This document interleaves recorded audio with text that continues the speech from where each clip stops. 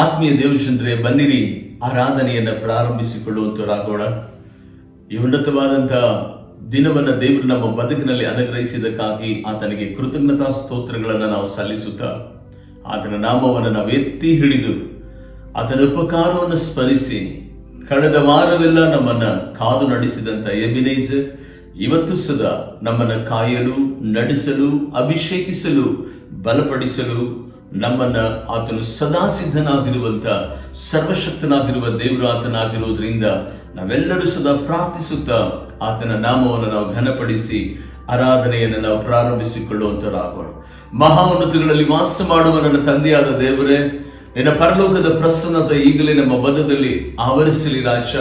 ನಮ್ಮ ನಿರ್ಮಾಣಕನಾಗಿರುವಂತ ದೇವರು ನೀನು. ಇಗೋ ನಿನ್ನನ್ನೇ ನಾವು ಕರ್ತನೆ ಸ್ವಾಮಿ ಸಾಷ್ಟಾಂಗವೆರಗಿ ಆರಾಧಿಸುತ್ತೇವೆ.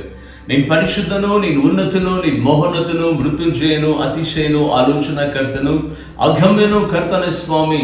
10,000 ಜನರಲ್ಲಿ ಧ್ವಜಪ್ರಾಯನಾಗಿರುವ ದೇವ, ಇಗೋ ಕರ್ತನೆ ಸ್ವಾಮಿ, ಈ ವಿಶೇಷವಾದ ಆರಾಧನೆಯನ್ನು ನಿನ್ನ ಕರಗಳಲ್ಲಿ ನಾವು ಒಪ್ಪಿಸಿಕೊಡುತ್ತೇವೆ. ಈ ಆರಾಧನೆ ವಿರುದ್ಧವಾಗಿ ನಿಂತುಕೊಳ್ಳುವಂತ ಎಲ್ಲ ಆಕಾಶ ಮಂಡಲದ ದುರಾತ್ಮಗಳನ್ನ, ಪಾತಾಳದ ಕ್ರಿಯೆಗಳನ್ನ, ಮನುಷ್ಯನ ಎಲ್ಲ ವಿಧವಾದ ದುರಾಲೋಚನೆಗಳನ್ನು ಯೇಸುವಿನ ನಾಮದಲ್ಲಿ ನಾವು ಚದುರಿಸುತ್ತೇವೆ.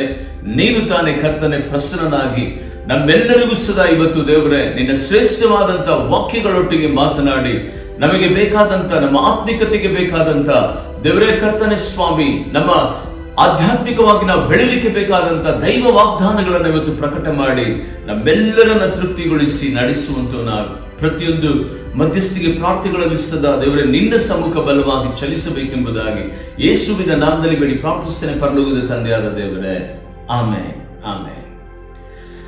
ದೇವನಾಮ ಸ್ತೋತ್ರವಾಗಲಿ. ಒಂದು ನೂತನವಾದಂತಹ ಹಾಡನ್ನು ಹಾಡಿ ದೇವರ ನಾಮವನ್ನು ನಾವು ಘನಪಡಿಸಿಕೊಳ್ಳುವಂತರಾಗೋಣ. ಎಲ್ಲರೂ ಸದಾ ಸಂಯಮದಿಂದ ನಿಮ್ಮ ನಿಮ್ಮ ಗುಡಾರಗಳಲ್ಲಿ ಈ ವಿಡಿಯೋನ ಆನ್ ಮಾಡಿದ ತಕ್ಷಣವೇ ದಯಮಾಡಿ ನೀವೆಲ್ಲರೂ ಕುಟುಂಬವಾಗಿ ಕೂತುಕೊಂಡ್ರೆ ನಿಮ್ಮ ಜೀವಿತದಲ್ಲಿ ಒಂದು ದೊಡ್ಡ ಬಿಡುಗಡೆಯನ್ನು ದೇವರು ಅನುಗ್ರಹಿಸಿ ಉನ್ನತವಾದಂತಹ ರೀತಿಯಲ್ಲಿ ದೇವರು ನಿಮ್ಮನ್ನು ನಡೆಸಲಿಕ್ಕಿದ್ದಾನೆ. ಅದರಲ್ಲಿ ಯಾವುದೇ ಸಂದೇಹವಿಲ್ಲ. ಆತ್ಮೀಯ ದೇವಜನರೇ, ಕಾರಣ ಏನಂತ ಹೇಳಿದ್ರೆ, ಅಲ್ಪವೆಂದು ಯಾವುದು ಸದಾ ಎಣಿಸಬಾರದು. ಯಾಕೆಂದರೆ ಪ್ರತ್ಯೇಕವಾಗಿ ಆರಾಧನೆಯನ್ನ ಮಾನ್ಯವಾದುದು ಎಂಬುದಾಗಿ ಎಣಿಸುವಂತ ಪ್ರತಿಯೊಬ್ಬ ದೇವ ಮಕ್ಕಳಿಗೂ ಸದಾ ಆತನು ಪರಲೋಕದಿಂದ ಬೇಕಾದಂತ ಎಲ್ಲ ದೈವಿಕವಾದ ವಾಗ್ದಾನಗಳನ್ನ, ವಚನಗಳನ್ನ ಕೊಟ್ಟು ನಡೆಯಬೇಕಾದಂತ ಮಾರ್ಗಗಳನ್ನ ಈ ಲೋಕದ ಯಾತ್ರೆಯಲ್ಲಿ ನಮಗೆ ಆತನು ಬೋಧಿಸಿ ಪರಿಶುದ್ಧಾತ್ಮನ ಮೂಲಕವಾಗಿ ನಮ್ಮ ಮನಕಣ್ಣುಗಳನ್ನ ತೆರೆಯುವಂತೆ ಸಹಾಯ ಮಾಡಿ ಕಳೆದ ವಾರವೆಲ್ಲೂ ಸದಾ ನಮ್ಮನ್ನು ಕಾದು ನಡೆಸಿದಂತ ಆ ದೈವ ಈ ಮುಂದಿನ ವಾರದಲ್ಲೂ ಸದಾ, ಮುಂದಿನ ಜೀವಿತ ಕಾಲವೆಲ್ಲೂ ಸದಾ ಬೇಕಾದಂತ ಪರಲೋಕದ ಮನ್ನವನ್ನು ಕೊಡುವಂತ ಸಮಯ ಈ ಆರಾಧನೆ ಸಮಯವಾಗಿದೆ. ದೇವನಾಮ ಸ್ತೋತ್ರವಾಗಲಿ. ಈ ಹಾಡನ್ನ ನಾವೆಲ್ಲರೂ ಹಾಡಿಕೊಳ್ಳೋಣ. ಭೂಮಿ ಆಕಾಶಗಳು ಅಳಿದು ಹೋದರೂ ಸದಾ ಯೇಸು ನಿನ್ನ ವಾಕ್ಯ ಅಳಿಯಲಾರದು ಎನ್ನುವಂತ ಈ ಹಾಡನ್ನ ಹಾಡಿ ದೇವರ ನಾಮವನ್ನು ಘನಪಡಿಸಿಕೊಳ್ಳುವಂತರಾಗೋಣ. Thank you Jesus.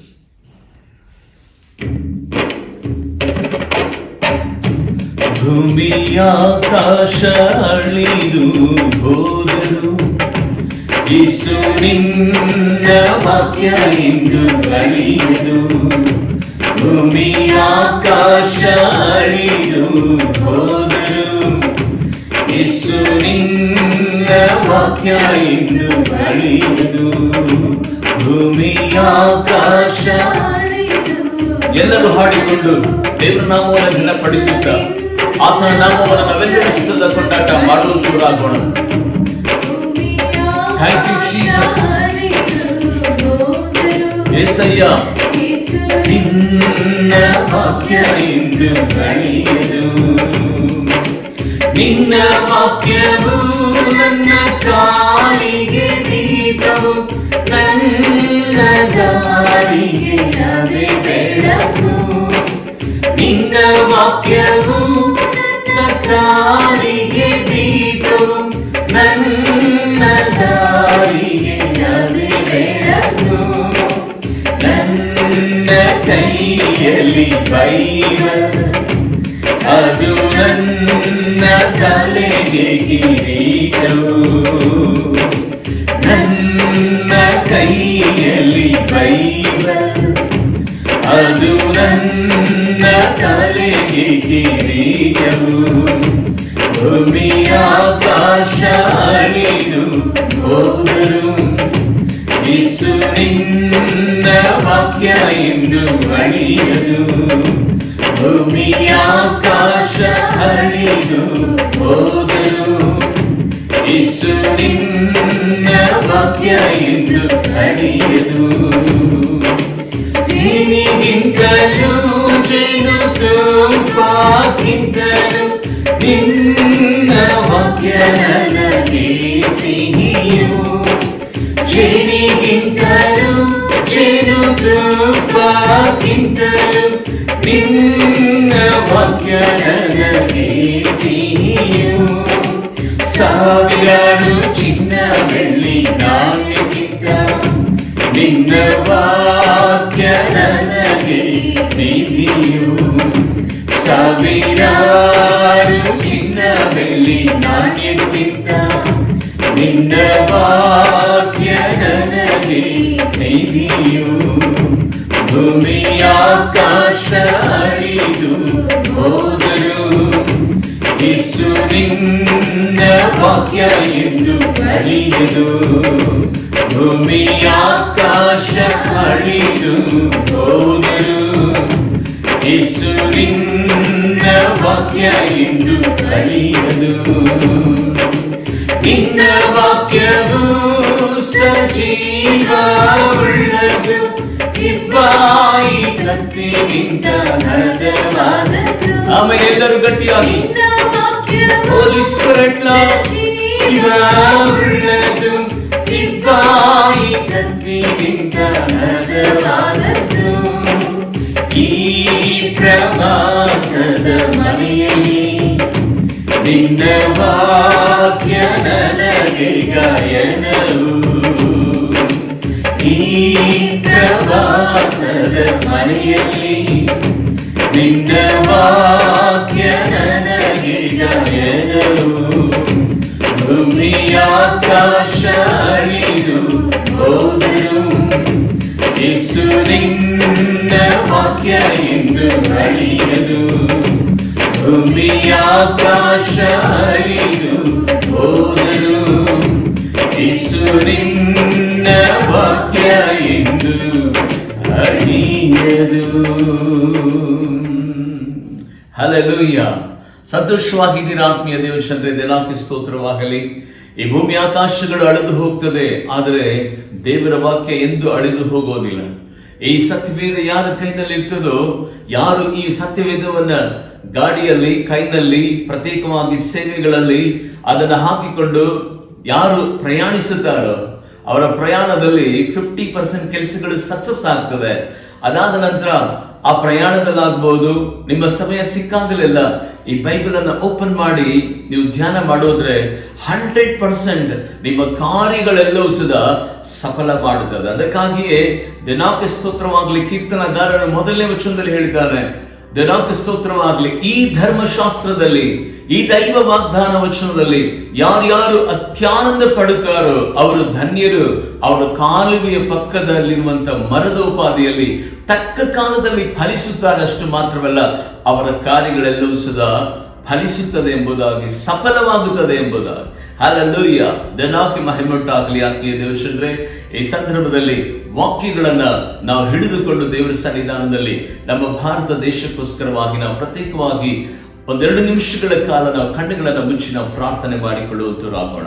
ಮಹಾ ಉನ್ನತಗಳಲ್ಲಿ ವಾಸ ಮಾಡುವ ನನ್ನ ತಂದೆಯಾದ ದೇವರೇ, ಮತ್ತೊಂದು ದಿನವನ್ನ, ಮತ್ತೊಂದು ವಾರವನ್ನ, ಮತ್ತೊಂದು ಪರಿಶುದ್ಧವಾದ ಆರಾಧನೆಯನ್ನ ನಮ್ಮ ಬದುಕಿನಲ್ಲಿ, ನಮ್ಮ ಸೇವೆಯಲ್ಲಿ, ನಮ್ಮ ಆತ್ಮಿಕತೆ ದೇವರೇ ಕರ್ತನೆ ಜೀವಿತದಲ್ಲಿ ನೀನು ಅನುಗ್ರಹಿಸಿದಕ್ಕಾಗಿ ನಿನಗೆ ಸ್ತೋತ್ರ.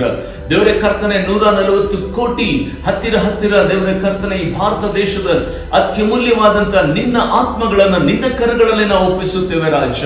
ಒಬ್ಬನಾದರೂ ನಾಶವಾಗಬಾರದು ಎಂಬುದಾಗಿ ನೋಡಿದ ನಿನ್ನ ದೈವ ಸಂಕಲ್ಪ ನಮ್ಮ ಭಾರತ ದೇಶದಲ್ಲಿ ನೆರವೇರ್ಲಿಕ್ಕಾಗುವಂತೆ ನಿನ್ನ ಪರಲೋಕದ ಕರ್ತನೆ ಮಹಿಮೆಯ ಕರಗಳು ಈಗಲೇ ಕರ್ತನೆ ಸ್ವಾಮಿ ಭಾರತ ದೇಶದ ಮೇರೆಗಳನ್ನು ದೇವರೇ ಸದಾ ನಿಮ್ಮ ಹಸ್ತ ಚಲಿಸಲಿ ಎಂಬುದಾಗಿ ನಾವು ಪ್ರಾರ್ಥಿಸುತ್ತೇವೆ ರಾಜ. ಎಲ್ಲಿ ಕರ್ತನೆ ಸ್ವಾಮಿ ದೇವರೇ ಜನರು ಬಳಲುತ್ತಾ ಇದ್ದಾರೋ, ಸೋಂಕಿತರಾಗುತ್ತಾ ಇದ್ದಾರೋ ದೇವರೇ ಕರ್ತನೆ, ಎಲ್ಲೆಲ್ಲಿ ಕರ್ತನೆ ಸ್ವಾಮಿ ಬೆಡ್ ಮೇಲೆ ಇದ್ದಾರೋ, ಐಸೋಲೇಷನ್ ಅಲ್ಲಿ ಇದ್ದಾರೋ ದೇವರೇ, ಎಲ್ಲೆಲ್ಲಿ ಆಕ್ಸಿಜನ್ಸ್ ನಲ್ಲಿ ಕರ್ತನೆ ಸ್ವಾಮಿ ನೆರಳಾಡ್ತಾ ಇದ್ದಾರೋ, ಎಲ್ಲೆಲ್ಲಿ ವೆಂಟಿಲೇಟರ್ ಗಳಲ್ಲಿ ಕರ್ತನೆ ಸ್ವಾಮಿ ಹತ್ತಿರದಲ್ಲಿ ದೇವರೇ ಬಳಲುತ್ತಾ ಇದ್ದಾರೋ ಅಂತ ಮಕ್ಕಳನ್ನ ಈಗಲೇ ನೀನು ಸಂಧಿಸು ಎಂಬುದಾಗಿ ನಾನು ಪ್ರಾರ್ಥಿಸುತ್ತೇನೆ ರಾಜ. ದೇವರೇ ಕರ್ತನೆ, ಈ ದೇಶದ ಮೇಲಿರುವಂತಹ ಎಲ್ಲ ಶಾಪದ ನಗುಗಳನ್ನು ದೇವ ನೀನು ಮುರಿದು ಹಾಕುವುದರ ಮೂಲಕವಾಗಿ ತಂದೆಯಾದ ದೇವರ ಈ ದೇಶವು ದೇವರೇ ಕರ್ತನೆ ಸ್ವಾಮಿ ನಿನ್ನ ನಾಮದಲ್ಲಿ ಆಶೀರ್ವದಿಸಲ್ಪಡಲಿ ದೇವರೇ, ಆರೋಗ್ಯಪೂರ್ಣವಾಗಲಿ ಎಂಬುದಾಗಿ ನಾವು ಬೇಡುತ್ತೇವೆ ರಾಜ. ದೇವರೇ ಕರ್ತನೆ, ನಿನ್ನ ದೈವ ವಾಗ್ದಾನ ವಚನದಲ್ಲಿ ನೋಡುತ್ತೇವೆ ರಾಜ. 2 ಪೂರ್ವಕಾಲ ವೃತ್ತಾಂತ 7ನೇ ಅಧ್ಯಾಯದ 14ನೇ ವಚನ, ನನ್ನವರೆಂದು ಹೆಸರುಗೊಂಡಂತ ನನ್ನ ಪ್ರಜೆಗಳು ತಮ್ಮನ್ನು ತಗ್ಗಿಸಿಕೊಂಡು ತಮ್ಮ ಕೆಟ್ಟ ನಡತೆಯನ್ನು ಬಿಟ್ಟು ನನ್ನ ಕಡೆಗೆ ತಿರುಗಿ ನನ್ನ ದರ್ಶನವನ್ನು ಬಯಸಿ, ನನ್ನ ಕಡೆಗೆ ಅವರು ದರ್ಶನವನ್ನು ಬಯಸಿ ತಿರುಗಿ ನನ್ನನ್ನು ಪ್ರಾರ್ಥಿಸುವುದಾದರೆ ಅವರಿರುವ ದೇಶಗಳಲ್ಲಿ ನಾನು ಆರೋಗ್ಯವನ್ನು ದಯಪಾಲಿಸುತ್ತೇನೆ ಎಂಬುದಾಗಿ ಹೇಳಿದ ಕರ್ತನೆ, ಯೇಸುವಿನ ನಾಮದಲ್ಲಿ ಕರ್ತನೆ, ಈ ದೇಶದ ಮೇಲೆ ದೇವರೇ ನಿನ್ನ ಆರೋಗ್ಯವುಳ್ಳ ಕರ್ತನೆ, ದೈವಿಕವಾದಂತಹ ಕರ್ತನೆ ಬಿಡುಗಡೆ ಆತ್ಮನನ್ನ ದೇವರೇ, ನಿನ್ನ ದೈವಿಕವಾದ ಬಾಸುಂಡೆಗಳನ್ನ, ನಿನ್ನ ಕಲ್ವಾರಿ ರಕ್ತವನ್ನ ಬಿಡುಗಡೆ ಮಾಡಿ ದೇವರೇ ಜನರನ್ನ ಕರ್ತನೆ ಸಂತೈಸು ಸ್ವಾಮಿ, ಜನರನ್ನ ಸೌಖ್ಯಪಡಿಸು ದೇವರೇ ಕರ್ತನೆ, ಅದ್ಭುತ ಸ್ವರೂಪನು ನೀನು ಸ್ವಾಮಿ ದೇವರೇ ಕರ್ತಾದಿ ಕರ್ತನೆ. ಎಲ್ಲೆಲ್ಲಿ ಕರ್ತನೆ ಸ್ವಾಮಿ ಜನರು ಕಣ್ಣೀರಿನಲ್ಲಿದ್ದಾರೋ, ಕಷ್ಟದಲ್ಲಿದ್ದಾರೋ, ಬಡತನದಲ್ಲಿದ್ದಾರೋ ದೇವರೇ, ಹಸಿವಿನಿಂದ ಬಳಲುತ್ತಾ ಇದ್ದಾರೋ, ಸಾಲದಿಂದ ಬಳಲುತ್ತಾ ಇದ್ದಾರೋ, ದುಃಖದಲ್ಲಿದ್ದಾರೋ, ನನ್ನ ಸ್ನೇಹಿತರನ್ನ, ಆತ್ಮೀಯರನ್ನ, ಬಂಧುಗಳನ್ನ ಕಳೆದುಕೊಂಡಿದ್ದಾರೋ ಅಲ್ಲೆಲ್ಲಾ ನಿನ್ನ ಕರಗಳು ಚಲಿಸಲಿ ಎಂಬುದಾಗಿ ನಾವು ಬೇಡುತ್ತೇವೆ ರಾಜ. ಮನಮರುಗುವಾತನೇ ಕರ್ತನೆ, ಈ ರೀತಿಯಾಗಿ ನಮ್ಮ ಪ್ರಾರ್ಥನೆಯನ್ನು ನೀನು ಅಂಗೀಕಾರ ಮಾಡಿಕೊಂಡಿದ್ದಕ್ಕಾಗಿ ಸ್ತೋತ್ರ ದೇವರೇ. ಈ ಸಮಯದಲ್ಲಿ ನೆಲದ ಮಟ್ಟಿಗೆ ನಮ್ಮ ನಾವು ತಗ್ಗಿಸಿಕೊಳ್ಳುತ್ತೇವೆ, ಎಲ್ಲ ಮಹಿಮೆ ಮಹತ್ವ ನಿಮಗೆ ಸಲ್ಲಿಸುತ್ತೇವೆ. ಯೇಸು ಕ್ರಿಸ್ತನ ನಾಮದಲ್ಲಿ ಬೇಡಿ ಪ್ರಾರ್ಥಿಸುತ್ತೇವೆ ನಮ್ಮ ಪರಲೋಕದ ತಂದೆಯಾದ ದೇವರೇ, ಆಮೆನ್ ಆಮೆನ್. ದೇವನಾಮಕ್ಕೆ ಸ್ತೋತ್ರವಾಗಲಿ. ಆತ್ಮೀಯ ದೇವಶಂದ್ರೆ, ಈ ಒಳ್ಳೆ ಸಮಯದಲ್ಲಿ ಹೆದರದಿರುವ ನನ್ನ ಮನವಿ ಸಭೆ ಮತ್ತು ಪ್ರತ್ಯೇಕವಾಗಿ ಪ್ರತಿದಿನವೂ ಸದಾ ಈ ವಿಶೇಷವಾದಂತ ನಿತ್ಯವೂ ಕರ್ತನೊಂದಿಗೆ ಎನ್ನುವಂತ ಈ ವಿಡಿಯೋನ ನೋಡುವಂತ ಎಲ್ಲ ಆತ್ಮೀಯ ದೇವ ಕುಟುಂಬಗಳಿಗಾಗಿ ನಾವು ಪ್ರತಿದಿನವೂ ಸದಾ ಕುಟುಂಬವಾಗಿ ಪ್ರಾರ್ಥಿಸ್ತೇವೆ, ಸಭೆಯಾಗಿ ಪ್ರಾರ್ಥಿಸ್ತೇವೆ, ಆನ್ಲೈನ್ ಪ್ರೇಯರ್ಗಳಲ್ಲಿ ನಾವು ಪ್ರಾರ್ಥಿಸ್ತಾ ಇದ್ದೇವೆ. ಸಭೆಯಲ್ಲಿ ಸದಾ ದೇವನಾಮಕ್ಕೆ ಸ್ತೋತ್ರವಾಗಲಿ. ಪ್ರತ್ಯೇಕವಾಗಿ ನಿಮಗೆಲ್ಲರಿಗಾಗಿ ನಾವು ಪ್ರಾರ್ಥನೆ ಮಾಡ್ತಾ ಇದ್ದೇವೆ. ಕರ್ತನು ನಿಮ್ಮನ್ನ, ನಿಮ್ಮ ಕುಟುಂಬಗಳನ್ನ ಹೇರಳವಾಗಿ ಆಶೀರ್ವಾದ ಮಾಡ. ಅಷ್ಟು ಮಾತ್ರವಲ್ಲದೆ ಇನ್ನು ಕೆಲವೇ ವಾರಗಳಲ್ಲಿ ನಾನು ನೆನೆಸುತ್ತೇನೆ, ಆಲೆಗಳು ಪ್ರಾರಂಭವಾಗುತ್ತದೆ. ಅದಕ್ಕಾಗಿ ಶೀಘ್ರವಾಗಿ ಆಲೆಗಳು ಪ್ರಾರಂಭವಾಗಬೇಕೆಂಬುದಾಗಿ ನೀವೆಲ್ಲರೂ ಸದಾ ಪ್ರತ್ಯೇಕವಾಗಿ ಪ್ರಾರ್ಥನೆ ಮಾಡಬೇಕೆಂಬುದಾಗಿ ದೇವರ ಸನ್ನಿಧಾನದಲ್ಲಿ ನಿಮಗೆ ನಾನು ಮನವಿ ಮಾಡಿಕೊಳ್ಳುತ್ತೇನೆ. ಅಷ್ಟು ಮಾತ್ರವಲ್ಲದೆ ದೇವರ ಸಮ್ಮುಖದಲ್ಲಿ ಒಂದೊಂದು ದಿನವೂ ಸದಾ ಪ್ರತ್ಯೇಕವಾಗಿ ರಾಜ್ಯಕ್ಕಾಗಿ, ನಿಮ್ಮ ಜಿಲ್ಲೆಗಾಗಿ, ನಿಮ್ಮ ಗ್ರಾಮಗಳಿಗಾಗಿ, ನೀವು ವಾಸ ಮಾಡುವಂತ ಆ ಸ್ಥಳಗಳಿಗಾಗಿ, ಅದರ ರಕ್ಷಣೆಗೋಸ್ಕರವಾಗಿ, ಅಲ್ಲಿರುವಂತಹ ಮಾನವರ ರಕ್ಷಣೆಗಾಗಿ ನಿಮ್ಮ ವೈಯಕ್ತಿಕವಾದ ಪ್ರಾರ್ಥನೆಗಳಲ್ಲಿ ದಯಮಾಡಿ ನೀವು ಪ್ರಾರ್ಥಿಸಬೇಕೆಂಬುದಾಗಿ ನಿಮ್ಮನ್ನ ಪ್ರೀತಿಪೂರ್ವಕವಾಗಿ ನಾನು ಕೇಳಿಕೊಳ್ಳುತ್ತೇನೆ. ದೇವನಾಮಕ್ಕೆ ಸ್ತೋತ್ರವಾಗಲಿ.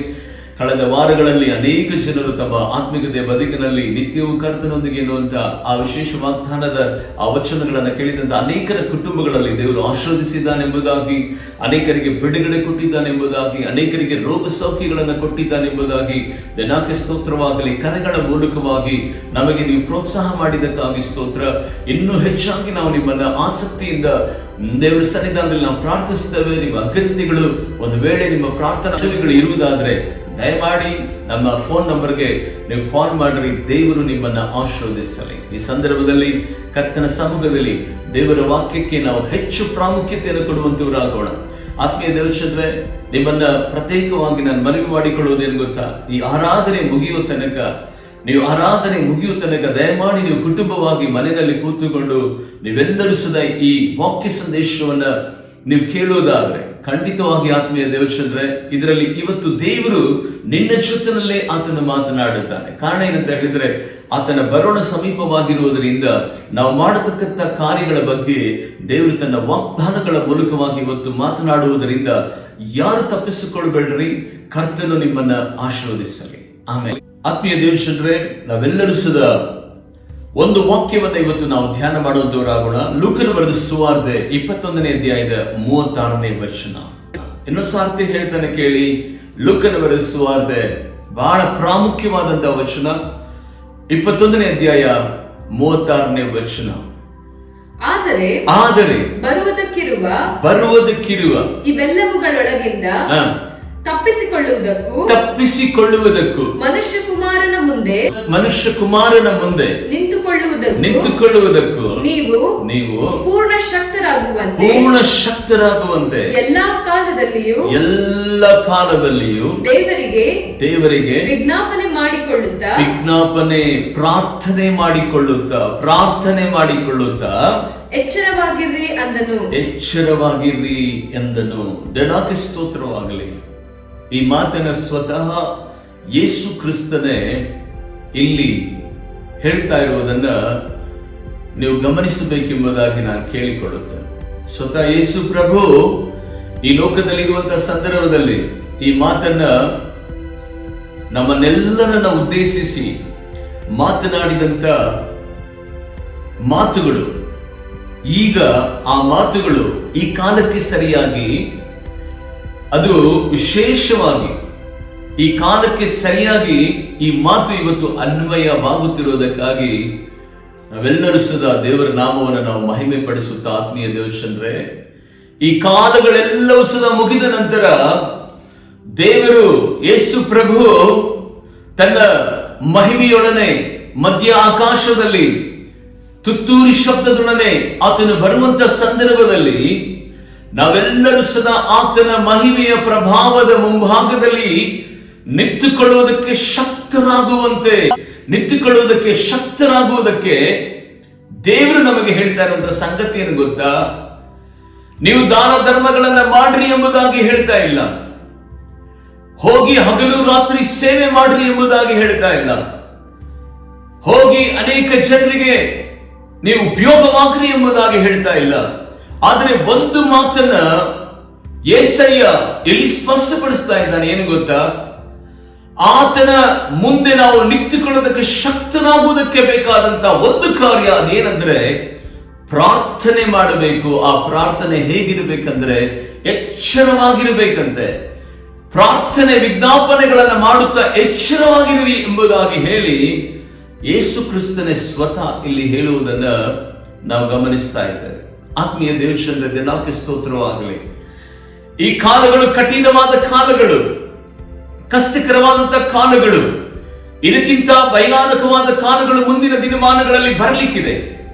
ಅದನ್ನು ಆಲ್ರೆಡಿ ಯೇಸು ಕ್ರಿಸ್ತನು ಸತ್ಯವೇದದಲ್ಲಿ ತಾನೇ ಉಚ್ಚರಿಸಿರುವುದರಿಂದ, ಅವುಗಳನ್ನ ಸ್ವತಃ ತನ್ನ ಬಾಯಿಂದ ಹೇಳಿರುವುದರಿಂದ ನಾವು ಯಾರು ಭಯ ಪಡುವಂತ ಅವಶ್ಯಕತೆ ಇಲ್ಲ. ಆದರೆ ದೇವರ ಆ ಮಹಿಮೆಯ ಪ್ರಭಾವದೊಡನೆ, ಆತನ ಮಹಿಮೆಯೊಡನೆ ಬರುವಂತ ಸಂದರ್ಭದಲ್ಲಿ ಆತನ ಸಮ್ಮುಖದಲ್ಲಿ ನಾವು ನಿಂತುಕೊಳ್ಳೋದಕ್ಕೆ ಶಕ್ತರಾಗುವುದಕ್ಕೆ ಬೇಕಾದಂತ ಒಂದೇ ಒಂದು ಆಯುಧ ಯಾವುದು ಗೊತ್ತಾ? ಪ್ರಾರ್ಥನೆ. ಪ್ರಾರ್ಥನೆ ಪ್ರಾರ್ಥನೆ ನನ್ನ ಜೊತೆ ಹೇಳ್ತೀರಾ? ಪ್ರಾರ್ಥನೆ ಪ್ರಾರ್ಥನೆ ಪ್ರಾರ್ಥನೆ ಪ್ರಾರ್ಥನೆ ನಾವು ಯಾವಾಗಲೂ ದೇವರ ಹತ್ತಿರ ಎಚ್ಚರವಾಗಿದ್ದು ಮಾಡುವಾಗ ಮಾತ್ರ ಆತನ ಮುಂಭಾಗದಲ್ಲಿ ನಾವು ನಿಂತುಕೊಳ್ಳೋದಕ್ಕೆ ಸಾಧ್ಯ.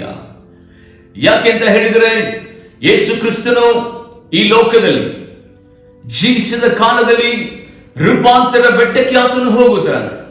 ಹೋಗುವಂತ ಮಹಿಮೆಯಿಂದ ತುಂಬಿ ಆತನ ಮುಖ ಪ್ರಕಾಶವು ಮಹಿಮೆಯಿಂದ ತುಂಬಲ್ಪಟ್ಟು ಆತನ ಬಟ್ಟೆಗಳೆಲ್ಲವೂ ಬೆಳ್ಳಗಾಗಿರುವಂತಹ ಸಂದರ್ಭದಲ್ಲಿ ಅಲ್ಲಿ ಮೋಸೆ ಮತ್ತು ಎಲಿಯ ಅಲ್ಲಿ ಕಾಣಿಸಿಕೊಳ್ಳುತ್ತಾರೆ.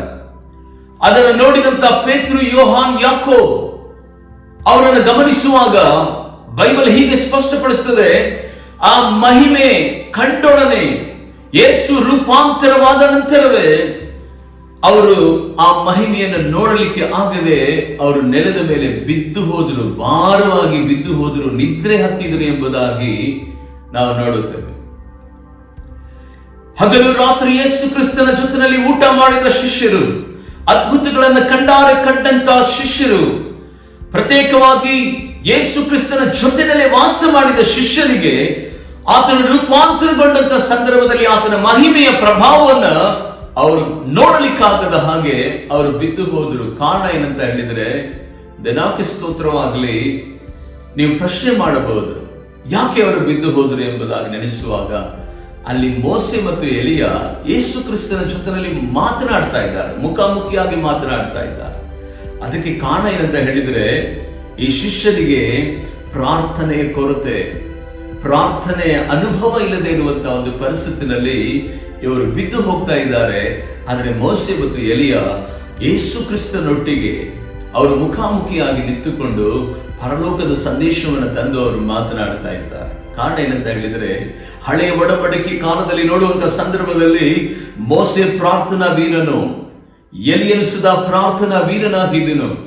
ಮೋಶೆ ಸೀನಾಯ್ ಬೆಟ್ಟದಲ್ಲಿ ಪ್ರಾರ್ಥನಾ ವೀರನಾಗಿ ಮಾರ್ಪಟ್ಟರೆ, ಎಲಿಯ ಕರ್ಮೆಲ್ ಪರ್ವತದಲ್ಲಿ, ಕರ್ಮೆಲ್ ಬೆಟ್ಟದಲ್ಲಿ ಆತನು ಪ್ರಾರ್ಥನಾ ವೀರನಾಗಿ ಮಾರ್ಪಟ್ಟನು. ಅಷ್ಟು ಮಾತ್ರವಲ್ಲ, ಅವರ ಪ್ರಾರ್ಥನೆಗಳಿಗೆ ಅವರು ಮೊಣಕಾಲೂರುವಂತಹ ಸಂದರ್ಭದಲ್ಲಿ ಸಮಯಗಳನ್ನು ನೋಡ್ತಾ ಇರಲಿಲ್ಲ, ದಿನಗಳನ್ನು ನೋಡ್ತಾ ಇರಲಿಲ್ಲ. ಅವರು ಪರವಶರಾಗ್ಬಿಡ್ತಾ ಇದ್ರು, ದೇವರನ್ನೇ ದೃಷ್ಟಿಸ್ತಾ ಇದ್ರು, ತಮ್ಮನ್ನೇ ತಾವು ಮರಿತಾ ಇದ್ರು. ದಿನಗಂಟಲೆ 30-40 ದಿನಗಳ ಕಾಲ ಊಟ ಮಾಡದೆ ಉಪವಾಸ ಅವರು ಪ್ರಾರ್ಥನೆ ಮಾಡ್ತಾ ಇದ್ರು. ಆ ಪ್ರಾರ್ಥನಾ ಶಕ್ತಿ ಇವತ್ತು ಯೇಸು ಕ್ರಿಸ್ತನ ಮುಂಭಾಗದಲ್ಲಿ ಅವರಿಬ್ಬರು ಸದಾ ನಿಂತುಕೊಳ್ಳುವಂತೆ ಮಾಡಿದ್ದನ್ನ ಇಲ್ಲಿ ನಾವು ಗಮನಿಸಬೇಕು.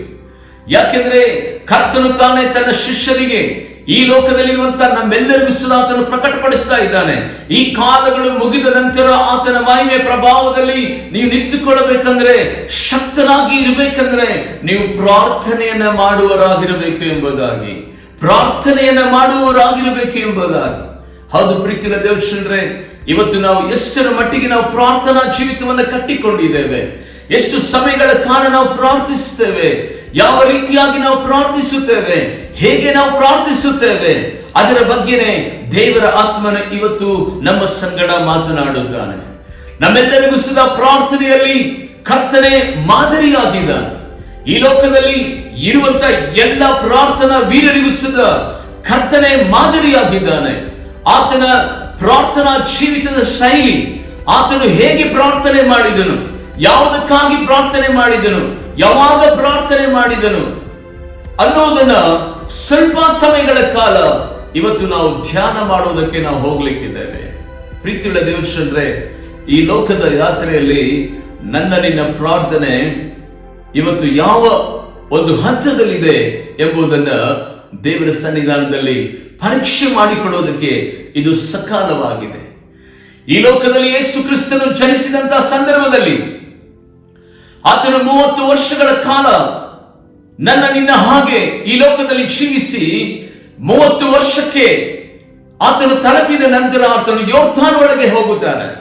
ಯೋರ್ದಾನ್ ಒಳಗೆ ಹೋಗುವಂತಹ ಸಂದರ್ಭದಲ್ಲಿ ಅಲ್ಲಿ ದೀಕ್ಷಾಸ್ನಾನ ಮಾಡಿಸುವಂತ ಯೋಹಾನನ ಮೂಲಕವಾಗಿ ಆತನು ದೀಕ್ಷಾಸ್ನಾನವನ್ನು ತೆಗೆದುಕೊಂಡ ನಂತರ ಮೊಟ್ಟ ಮೊದಲ ಪ್ರಾರ್ಥನೆ ಯೇಸು ಕ್ರಿಸ್ತನು ಮಾಡಿದ್ದಾನೆ. ನಿಮ್ಮ ಹತ್ರ ಬೈಬಲ್ ಇರುವುದಾದ್ರೆ ತೆಗೆದು ಓದ್ರಿ. ಲೂಕನ ಬರೆದ ಸುವಾರ್ತೆ 3ನೇ ಅಧ್ಯಾಯದ 21ನೇ ವಚನ. ದಿನಕ್ಕೆ ಸ್ತೋತ್ರವಾಗಲಿ.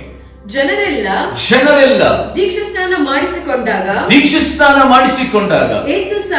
ಯೇಸು ಸಹ ಸ್ನಾನ ಮಾಡಿಸಿಕೊಂಡು ದೀಕ್ಷಾ ಸ್ನಾನ ಮಾಡಿಸಿಕೊಂಡು ಪ್ರಾರ್ಥನೆ ಮಾಡುತ್ತಿರುವಲ್ಲಿ ಇನ್ನೊಂದ್ಸಾರಿ ಹೇಳ್ತೇನೆ ಕೊಂಡ್ರೆ, ಯೇಸು ಸಹ ಪ್ರಾರ್ಥನೆ ಮಾಡುತ್ತಿರುವಲ್ಲಿ ಆಕಾಶವು ತೆರೆಯಿತು ಮತ್ತು ಪವಿತ್ರಾತ್ಮನು ದೇಹಾಕಾರವಾಗಿ ಪಾರಿವಾಳದ ಹಾಗೆ ಆತನ ಮೇಲೆ ಇಳಿದನು. ಆಗ ನೀನು ಪ್ರಿಯನಾಗಿರುವ ನನ್ನ ಮಗನು ನಿನ್ನನ್ನು ನಾನು ಮೆಚ್ಚಿದ್ದೇನೆ ಎಂದು ಆಕಾಶವಾಣಿಯಾಯಿತು. ಹಲ್ಲೆಲೂಯಾ. ದೇವರಿಗೆ ಸ್ತೋತ್ರವಾಗಲಿ. ಆತ್ಮೀಯ ದೇವಶ್ರೀ, ಈ ವಚನವೇ ಯೇಸು ಕ್ರಿಸ್ತನ ಪ್ರಾರ್ಥನೆಗೆ ಬುನಾದಿಯಾಗಿದೆ. ಇದು ಮೊಟ್ಟ ಮೊದಲ ಪ್ರಾರ್ಥನೆ ಬೈಬಲ್ ಅಲ್ಲಿ ಯೇಸು ಕ್ರಿಸ್ತನು ಮಾಡಿದಂತಹ ಒಂದು ಪ್ರಾರ್ಥನೆ. ಆ ಪ್ರಾರ್ಥನೆ ಮಾಡುವಂತ ಸಂದರ್ಭದಲ್ಲಿ ದೇವರಿಗೆ ಸ್ತೋತ್ರವಾಗಲಿ 3 ಕಾರ್ಯಗಳನ್ನ ದೇವರು ಇಲ್ಲಿ ಪ್ರಕಟಿಸುವುದನ್ನು ನಾವು ನೋಡ್ತಾ ಇದ್ದೇವೆ. 3 ಕಾರ್ಯಗಳನ್ನ ಪ್ರಕಟಿಸುವುದನ್ನು ನೋಡುತ್ತೇವೆ. ಆತನು ಪ್ರಾರ್ಥನೆ ಮಾಡುತ್ತಲೇ ಆಕಾಶವು ತೆರೆಯಲ್ಪಟ್ಟಿತು. ಆತನು ಪ್ರಾರ್ಥನೆ ಮಾಡುತ್ತಲೇ ಪರಿಶುದ್ಧಾತ್ಮನು ಎರಡನೇದಾಗಿ ಪಾರಿವಾಳದ ಪಾದೆಯಲ್ಲಿ ಇಳಿದು ಬಂದನು. ಆತನು ಪ್ರಾರ್ಥನೆ ಮಾಡುತ್ತಲೇ ಮೂರನೇದಾಗಿ ನಾವು ನೋಡುತ್ತೇವೆ, ಆಕಾಶದಿಂದ ದೇವರೇ ಆತನ ಜೊತೆಯಲ್ಲಿ ಮಾತನಾಡುವುದಕ್ಕೆ ಪ್ರಾರಂಭ ಮಾಡಿ. ಆದರೆ ಯೇಸು ಕ್ರಿಸ್ತನ ಪ್ರಾರ್ಥನೆ ಯಾವ ರೀತಿಯಾಗಿತ್ತು ಎಂಬುದಾಗಿ ನಾವು ನೆನೆಸುವಂತ ಸಂದರ್ಭದಲ್ಲಿ ಆತನ ಒಂದೇ ಒಂದು ಪ್ರಾರ್ಥನೆಗೆ ದೇವರು ಪ್ರತ್ಯುತ್ತರವನ್ನ ಕೊಟ್ಟಂತ ಆ ರೀತಿಯನ್ನು ನೆನೆಸುವಾಗ ದೇವರಿಗೆ ಸ್ತೋತ್ರವಾಗಲಿ. ಇವತ್ತು ನಿನ್ನ ಪ್ರಾರ್ಥನೆ ಏನಾಗ್ತಾ ಇದೆ ಎಂಬುದಾಗಿ ಸ್ವಲ್ಪ ಸಮಯಗಳ ಕಾಲ ನಾವೆಲ್ಲರೂ ಸದಾ ಗಮನಿಸೋಣ ಈ ಸಂದೇಶವನ್ನ. ಆತ್ಮೀಯ ದೇವಜನರೇ, ಆ ರೀತಿಯಾಗಿ ದೇವರು ತನ್ನ ಪರಲೋಕವನ್ನು ತೆರೆಯುವುದಕ್ಕೂ ಪರಿಶುದ್ಧಾತ್ಮನನ್ನು ಕಳಿಸುವುದಕ್ಕೂ ದೇವರು ಆತನ ಸಂಗಡ ಮಾಣಿಯಾಗಿ ಮಾತನಾಡುವುದಕ್ಕೂ ಕಾರಣ ಏನೆಂಬುದಾಗಿ ನೆನೆಸುವಂತ ಸಂದರ್ಭದಲ್ಲಿ ಯೇಸು ಕ್ರಿಸ್ತನ ಪ್ರಾರ್ಥನೆಯಲ್ಲಿ ನೀತಿ ಅಡಕವಾಗಿತ್ತು. ನೀತಿ ಅಡಕವಾಗಿತ್ತು. ಆತನ ಪ್ರಾರ್ಥನಾ ಜೀವಿತವನ್ನು ನೋಡುವಂತ ಸಂದರ್ಭದಲ್ಲಿ, ದೇವರೇ, ನಿನ್ನ ನೀತಿ ನನ್ನ ಮಧ್ಯದಲ್ಲಿ ಪ್ರಕಟವಾಗಬೇಕು. ಅದಕ್ಕೆ ಇನ್ನೊಂದು ಹೆಸರು, ದೇವರೇ, ನೀನು ನಿನ್ನ ಚಿತ್ತವನ್ನ ನನಗೆ ತಿಳಿಯಪಡಿಸಬೇಕು. ನಿನ್ನ ಚಿತ್ತದ ಅನುಸಾರವಾಗಿ, ನಿನ್ನ ಆಜ್ಞೆಗನುಸಾರವಾಗಿ ನಾವು ಜೀವಿಸುವಂತೆ ಈ ಲೋಕದ ಯಾತ್ರೆಯಲ್ಲಿ ನನ್ನನ್ನು ಅಭಿಷೇಕಿಸು ಎಂಬುದಾಗಿ ಆತನ ಪ್ರಾರ್ಥನೆ ಮಾಡಿದನೆಂಬುದಾಗಿ ಸತ್ಯವೇದದಲ್ಲಿ ನಾವು ನೋಡುತ್ತೇವೆ. ಅನೇಕ ಕಡೆಗಳಲ್ಲಿ ನಾವು ನೋಡುತ್ತೇವೆ. ಯಾವೊಬ್ಬ ಮನುಷ್ಯನು ನೀತಿಗಾಗಿ ಪ್ರಾರ್ಥನೆ ಮಾಡುತ್ತಾನೋ, ಬೈಬಲ್ ಅಲ್ಲಿ ಅದನ್ನೇ ಹೇಳ್ತದೆ ದೇವರ ವಚನ, ನೀತಿಯನ್ನ ಪ್ರೀತಿಸಿ ದುರ್ನೀತಿಯನ್ನ ದ್ವೇಷಿಸುವವರಿಗೆ ದೇವರು ಅತ್ಯುನ್ನತವಾದಂತ ಸ್ಥಾನವನ್ನು ಕೊಡುವಂತವನಾಗಿದ್ದಾನೆ. ಧರ್ಮವನ್ನು ಪ್ರೀತಿಸಿ ಅಧರ್ಮವನ್ನು ದ್ವೇಷಿಸುವವನಿಗೆ ದೇವರು ಅತ್ಯುನ್ನತವಾದಂತ ಸ್ಥಾನವನ್ನು ಕೊಡುವಂತವನಾಗಿದ್ದಾನೆ ಎಂಬುದು ಯೇಸು ಕ್ರಿಸ್ತನ ಪ್ರಾರ್ಥನೆಯಲ್ಲಿ ಆತನು ಯಾವಾಗಲೂ ಸದಾ ದೇವರ ಚಿತ್ತಕ್ಕೆ ಒಡಂಬಟ್ಟು ದೇವರ ನೀತಿಯನ್ನ ಈ ಲೋಕಕ್ಕೆ ಸಾರಬೇಕೆಂಬುದಾಗಿ, ಪರಲೋಕದ ದೇವರ ಪ್ರೀತಿನ ಲೋಕಕ್ಕೆ ಸಾರಬೇಕೆಂಬುದಾಗಿ ಆತನು ಪ್ರಾರ್ಥನೆ ಮಾಡಿದನು. ಅದಕ್ಕಾಗಿ ದೇವರ ಸನ್ನಿಧಾನದಲ್ಲಿ ಆಕಾಶವು ತೆರೆಯಲ್ಪಟ್ಟಿತು, ಪರಿಶುದ್ಧಾತ್ಮನು ಪ್ರಸನ್ನನಾದನು, ದೇವರು ತಾನೇ ಸ್ವತಃ ಆತನ ಸಂಗಡ ಮಾತನಾಡಿದನು. ಇವತ್ತು ನನ್ನ ನಿನ್ನ ಪ್ರಾರ್ಥನೆ ಏನಾಗಿದೆ? ನನ್ನ ನಿನ್ನ ಪ್ರಾರ್ಥನೆ ಸ್ವನೀತಿಯ ಪ್ರಾರ್ಥನೆ ಆಗಿದೆ. ನಾವೇನಂತ ಪ್ರಾರ್ಥನೆ ಮಾಡುತ್ತೇವೆ? ಅಯ್ಯೋ, ನನ್ನ ಮಕ್ಕಳನ್ನು ಆಶೀರ್ವದಿಸಪ್ಪ, ನನ್ನ ಗಂಡನಿಗೆ ಪ್ರಮೋಷನ್ ಕೊಡು, ನನ್ನ ಕುಟುಂಬದಲ್ಲಿ ಸಮಾಧಾನ ಕೊಡಪ್ಪ, ದೇವರೇ ನನಗೊಂದು ಮನೆ ಕೊಡು, ಒಂದು ಒಳ್ಳೆ ಕಾರ್ ಕೊಡು ಎಂಬುದಾಗಿ ಯಾವಾಗಲೂ ನಮ್ಮ ಸ್ವಾರ್ಥಕ್ಕಾಗಿ ನಾವು ಪ್ರಾರ್ಥನೆ ಮಾಡ್ತಿರುವುದಾದ್ರೆ ಆ ಪ್ರಾರ್ಥನೆಗಳಿಗೆ ಪರಲೋಕ ಉತ್ತರವನ್ನು ಕೊಡೋದಿಲ್ಲ. ಬೈಬಲ್ ಅದನ್ನೇ ಹೇಳ್ತದೆ, ಬೇಡುವುದಕ್ಕಿಂತಲೂ ಯೋಚಿಸುವುದಕ್ಕಿಂತಲೂ ಹೆಚ್ಚಾದದನ್ನೇ ಆತನು ಕೊಡುವಂತವನಾಗಿದ್ದಾನೆ. ಆದರೆ ದೇವರ ಸನ್ನಿಧಾನದಲ್ಲಿ ಮತ್ತಾಯನ ಸುವಾರ್ತೆ 6ನೇ ಅಧ್ಯಾಯ 33ನೇ ವಚನದಲ್ಲಿ ನಾವು ನೋಡುತ್ತೇವೆ, ಎಲ್ಲದಕ್ಕಿಂತ ಮೊದಲು ದೇವರ ರಾಜ್ಯಕ್ಕಾಗಿ ನೀತಿಗಾಗಿ ತವಕಪಟ್ಟರೆ ಅದರ ಹಿಂದೆ ಎಲ್ಲವೂ ಸದಾ ದೇವರು ಒದಗಿಸುತ್ತಾನೆ ಎಂಬುದಾಗಿ. ದೇವರಾಂಕ ಸ್ತೋತ್ರವಾಗಲಿ. ಆತ್ಮಿಕ ಮಕ್ಕಳಿಗೆ ದೈವಿಕವಾದಂತ ಕಣ್ಣಿರಬೇಕು. ದೈವಿಕವಾದಂತ ನೀತಿಯನ್ನ ನಾವು ಎತ್ತಿ ಹಿಡಿಯಬೇಕು. ಒಬ್ಬ ಆತ್ಮಿಕ ಮನುಷ್ಯನಿಗೆ ಇರಬೇಕಾದಂತ ಒಂದು ಸಂಗತಿಯನ್ನು ಗೊತ್ತಾ? ದೇವರು ನಾನು ಹುಟ್ಟೋದಕ್ಕಿಂತ ಮುಂಚೆ ಈ ಭೂಮಂಡಲದಲ್ಲಿ ನನಗೆ ಏನೆಲ್ಲ ಬೇಕಾಗಿದೆಯೋ ಅದನ್ನ ಸಿದ್ಧ ಮಾಡಿ ಇಟ್ಟಿದ್ದಾನೆ. ಹಲ್ಲೆಲೂಯಾ, ಸಿದ್ಧ ಮಾಡಿ ಇಟ್ಟಿದ್ದಾನೆ. ಪ್ರತಿಯೊಂದನ್ನ ನಮಗೆ ಬೇಕಾದದೆಲ್ಲವನ್ನು ಸಿದ್ಧ ಮಾಡಿ ಇಟ್ಟಿದ್ದಾನೆ. ದೇವರಿಗೆ ಸ್ತೋತ್ರವಾಗಲಿ. ಯೇಸು ಕ್ರಿಸ್ತನು ಸ್ವತಃ ದೇವರಾಗಿದ್ದರೂ ಸದಾ ಆತನು ಇಲ್ಲಿ ಪ್ರಾರ್ಥನೆ ಮಾಡಿದನು ಎಂಬುದಾಗಿ ನಾವು ಇಲ್ಲಿ ಗಮನಿಸುತ್ತೇವೆ. ಆತನು ಪ್ರಾರ್ಥನೆ ಮಾಡುತ್ತಲೇ ದೇವರಿಗೆ ಸ್ತೋತ್ರವಾಗಲಿ, ಪರಲೋಕವು ತೆರೆಯಲ್ಪಟ್ಟಿತ್ತು, ಪರಿಶುದ್ಧಾತ್ಮನು ಇಳಿದು ಬಂದನು, ದೇವರು ಮಾತನಾಡಿದನು ಎಂಬುದಾಗಿ. ಒಂದು ಪ್ರಶ್ನೆಯನ್ನು ನಾವು ಹಾಕಿಕೊಳ್ಳೋಣ. ಸ್ವತಃ ಯೇಸು ಸ್ವಾಮಿ ದೇವರಾಗಿರುವುದಾದರೂ ಸದಾ ಯಾಕೆ ಆತನು ಪ್ರಾರ್ಥಿಸಬೇಕಾಗಿತ್ತು? ಬೈಬಲ್ ಅಲ್ಲಿ ನೀವು ಗಮನಿಸ್ರಿ, ಯೇಸು ಸ್ವಾಮಿ ಅಸಾಧ್ಯಗಳಿಗೆ ಒಡೆಯನಾಗಿದ್ದಾನೆ. ದೋಣಿಯಲ್ಲಿ ಪ್ರಯಾಣಿಸುತ್ತಿರುವಂತಹ ಸಂದರ್ಭದಲ್ಲಿ ಸಮುದ್ರವು ಬೋರ್ಗರೆದು ಬಿರುಗಾಳಿ ಬಂದು ತನ್ನ ಶಿಷ್ಯರು ಏಸಯ್ಯ ಏಸಯ್ಯ ಕಾಪಾಡು ಕಾಪಾಡು ಎಂಬುದಾಗಿ ಕೂಗುವಾಗ ಎದ್ದಂತ ಏಸಯ್ಯ, ಗಾಳಿಯೇ ನೀನು ಸುಮ್ಮನಿರು, ಸಮುದ್ರವೇ ನೀನು ಮೊರೆಯಬೇಡ ಎಂಬುದಾಗಿ ಎರಡೆರಡು ಮಾತನಾಡಿದಾಗ ಬಿರುಗಾಳಿ ನಿಂತಿತು, ಸಮುದ್ರವು ಮೊರೆಯುವುದನ್ನ ಅಲ್ಲೇ ಫುಲ್ ಸ್ಟಾಪ್ ಮಾಡಿತ್ತು. ಆ ಸಮುದ್ರ ಇದುವರೆಗೂ ಸದಾ ಆ ಗೆಲೀಲ ಸಮುದ್ರ ಅಲೆಗಳನ್ನೇ ಆಡಿಸ್ತಾ ಇಲ್ಲ. ಸತ್ತು 4 ದಿನವಾಗಿದ್ದಂತ ಲಾಜರನ ಬಳಿಯಲ್ಲಿ ಹೋದಂತ ಯೆಸಯ್ಯ ಆ ಸಮಾಧಿ ಕಲ್ಲನ್ನು ಸರಿಸಿದ ನಂತರ ಒಂದೇ ಒಂದು ಮಾತನಾಡಿದ, ಲಾಜರನ ಎದ್ದು ಹೊರಗಡೆ ಬಾ ಎಂಬುದಾಗಿ. ಆತನು ಎದ್ದು ಬಂದನು. ರೊಟ್ಟಿಯನ್ನ ಮೀನನ ಕೈನಲ್ಲಿ ತೆಗೆದುಕೊಂಡು 5,000 ಜನ ಗಂಡಸರಿಗೆ ಊಟಕ್ಕೆ ಕೊಡುವಂತ ಸಂದರ್ಭದಲ್ಲಿ ಕೈಯನ್ನು ಎತ್ತಿ ಒಂದೇ ಮಾತ್ರ ದೇವರೇ ಸ್ತೋತ್ರ ಅಂತ ಹೇಳಿದನು. 5,000 ಜನ ಗಂಡಸರು ಊಟ ಮಾಡಿ 12 ಪುಟ್ಟಿ ಅಲ್ಲಿ ಆಹಾರ ಬಿಕ್ಕು ಅನೇಕ ಅವರ ಮಕ್ಕಳು ಅವರ ಪತ್ನಿಯರು ಸಾವಿರಾರು ಜನ ಊಟ ಮಾಡಿ 12 ಪುಟ್ಟಿ ಬಿಕ್ಕಿತು ಎಂಬುದಾಗಿ ನಾವು ಬೈಬಲ್ ಅಲ್ಲಿ ನೋಡುತ್ತೇವೆ. ದೆವ್ವಗಳನ್ನ ಮಾತಿನಿಂದಲೇ ಗದರಿಸಿದಂತ ಆತನಿಗೆ ಪ್ರಾರ್ಥನೆ ಅವಶ್ಯಕತೆ ಇದೆಯಾ? ಖಂಡಿತವಾಗಿ ಪ್ರಾರ್ಥನೆ ದಿನಾಕಿ ಸ್ತೋತ್ರ ಅವಶ್ಯಕತೆ ಇತ್ತು. ಕಾರಣ ಏನಂತ ಹೇಳಿದ್ರೆ, ಪ್ರಾರ್ಥನೆ ಯಾವಾಗ ನೀತಿಯುಳ್ಳದ್ದಾಗಿರುತ್ತದೋ, ದೈವಿಕ ಭಕ್ತಿ ಉಳ್ಳದ್ದಾಗಿರ್ತದೋ, ಪ್ರಾರ್ಥನೆಯಲ್ಲಿ ದೇವರ ಚಿತ್ತ ಯಾವಾಗಿರ್ತದೋ, ದೇವರ ಆಜ್ಞೆಗಳನ್ನ ದೇವರ ಸನ್ನಿಧಾನದಲ್ಲಿ ಆತನ ಮಾತಿಗೆ ವಿಧೇಯರಾಗಿ ಯಾವಾಗ ನಾವು ಪ್ರಾರ್ಥನೆ ಮಾಡುತ್ತೇವೋ, ಪರಲೋಕದ ದೇವರು ನಮಗಾಗಿ ಕಾರ್ಯವನ್ನ ಮಾಡುತ್ತಾನೆ. ಅದಕ್ಕಾಗಿಯೇ ಆತನ ಮೊದಲನೇ ಪ್ರಾರ್ಥನೆಯಲ್ಲಿ ನಾವು ಗಮನಿಸಬೇಕಾದ ಒಂದು ಅಂಶ ಏನಂತ ಹೇಳಿದ್ರೆ, ನಾವು ಪ್ರಾರ್ಥಿಸುವಂತ ಸಂದರ್ಭದಲ್ಲಿ ಪರಲೋಕವು ನಮಗಾಗಿ ಸನ್ನದ್ಧವಾಗಿ ನಿಂತುಕೊಳ್ಳುತ್ತದೆ. ನೀನು ಯಾವಾಗ ಮೊಣಕಾಲೂರ್ತೀಯೋ ಆ ಸಂದರ್ಭದಲ್ಲಿ ಪರಲೋಕದ ಬಾಗಿಲುಗಳು ತೆರೆಯಲ್ಪಡುತ್ತದೆ, ಪರಲೋಕದ ದ್ವಾರಗಳು ತೆರೆಯಲ್ಪಡುತ್ತದೆ. ನೀನು ಯಾವಾಗ ದೇವರ ಚಿತ್ತವನ್ನ ದೇವರ ಸನ್ನಿಧಾನದಲ್ಲಿ ಗ್ರಂಥದಲ್ಲಿ ಬರೆದಿರುವಂತಹ ಕಾರ್ಯಗಳನ್ನ ನೀನು ನೆನೆಸಿ ಅವುಗಳನ್ನ ಕೈಗೊಂಡು ಆ ವಾಗ್ದಾನಗಳನ್ನು ಹಿಡಿದುಕೊಂಡು ಪ್ರಾರ್ಥನೆ ಮಾಡುತ್ತೀಯೋ, ದೇವರು ಉನ್ನತವಾದಂತಹ ಕಾರ್ಯಗಳನ್ನ ಅಲ್ಲಿ ನೆರವೇರಿಸುವಂತವನಾಗಿದ್ದಾನೆ. ಮೊದಲನೇ ಅಂಶ ಏನು ಗೊತ್ತಾ? ದೇವರ ಸನ್ನಿಧಾನದಲ್ಲಿ ನಾವು ಪ್ರಾರ್ಥಿಸುವ ಪ್ರಾರ್ಥನೆಯಲ್ಲಿ ಆತನ ಚಿತ್ತ ಇರಬೇಕು, ಆತನ ಚಿತ್ತ ಇರಬೇಕು. ಎರಡನೇದಾಗಿ ಬೈಬಲ್ ಅಲ್ಲಿ ನಾವು ನೋಡುತ್ತೇವೆ, ಲೂಕನ ಬರೆದ ಸುವಾರ್ತೆ 6ನೇ ಅಧ್ಯಾಯದ 12ನೇ ವಚನ. ಮೊದಲನೇದಾಗಿ ಯೇಸು ಕ್ರಿಸ್ತನು ತನ್ನ ತಂದೆಯಾದ ದೇವರ ಚಿತ್ತವನ್ನು ನೆರವೇರಿಸುವುದಕ್ಕಾಗಿ ಪ್ರಾರ್ಥನೆ ಮಾಡಿದನು. ಎರಡನೇದಾಗಿ ಆ ದಿವಸಗಳಲ್ಲಿ ಆತನು ಪ್ರಾರ್ಥನೆ ಮಾಡುವುದಕ್ಕಾಗಿ ಬೆಟ್ಟಕ್ಕೆ ಹೋಗಿ ರಾತ್ರಿಯಲ್ಲೆಲ್ಲ ಪ್ರಾರ್ಥನೆಯಲ್ಲೇ ಕಳೆದನಂತೆ. ದಿನಾಂಕ ಸ್ತೋತ್ರವಾಗಲಿ. ರಾತ್ರಿಯಲ್ಲೆಲ್ಲ ಪ್ರಾರ್ಥನೆಯಲ್ಲೇ ಕಳೆದನಂತೆ. ಆತ್ಮೀಯ ದೇವರೇ ಗಮನಿಸಿ, ಆತನ ಸೇವೆ ಪ್ರಾರಂಭವಾಗಿದ್ದು ಪ್ರಾರ್ಥನೆಯಿಂದ. ಸೇವೆ ಆದ ನಂತರ ಆ ಪ್ರಾರ್ಥನೆ ಅಲ್ಲೇ ನಿಲ್ಲಿಸಲಿಲ್ಲ. ಆ ಪ್ರಾರ್ಥನೆ ನಿರಂತರವಾಗಿ ಈಗ ನಾವು ಗಮನಿಸಬೇಕಾದ ಅಂಶ ಯಾವುದು ಗೊತ್ತಾ? ಆತನು ರಾತ್ರಿಯಲ್ಲೆಲ್ಲ ಪ್ರಾರ್ಥನೆ ಮಾಡಿದನಂತೆ. ದೇವರಿಗೆ ಸ್ತೋತ್ರವಾಗಲಿ. ಯಾಕೆ ರಾತ್ರಿಯಲ್ಲೆಲ್ಲ ಪ್ರಾರ್ಥನೆ ಮಾಡಿದನು ಗೊತ್ತಾ? ಅದನ್ನ 13ನೇ ವಚನದಲ್ಲಿ ಓದರಿ.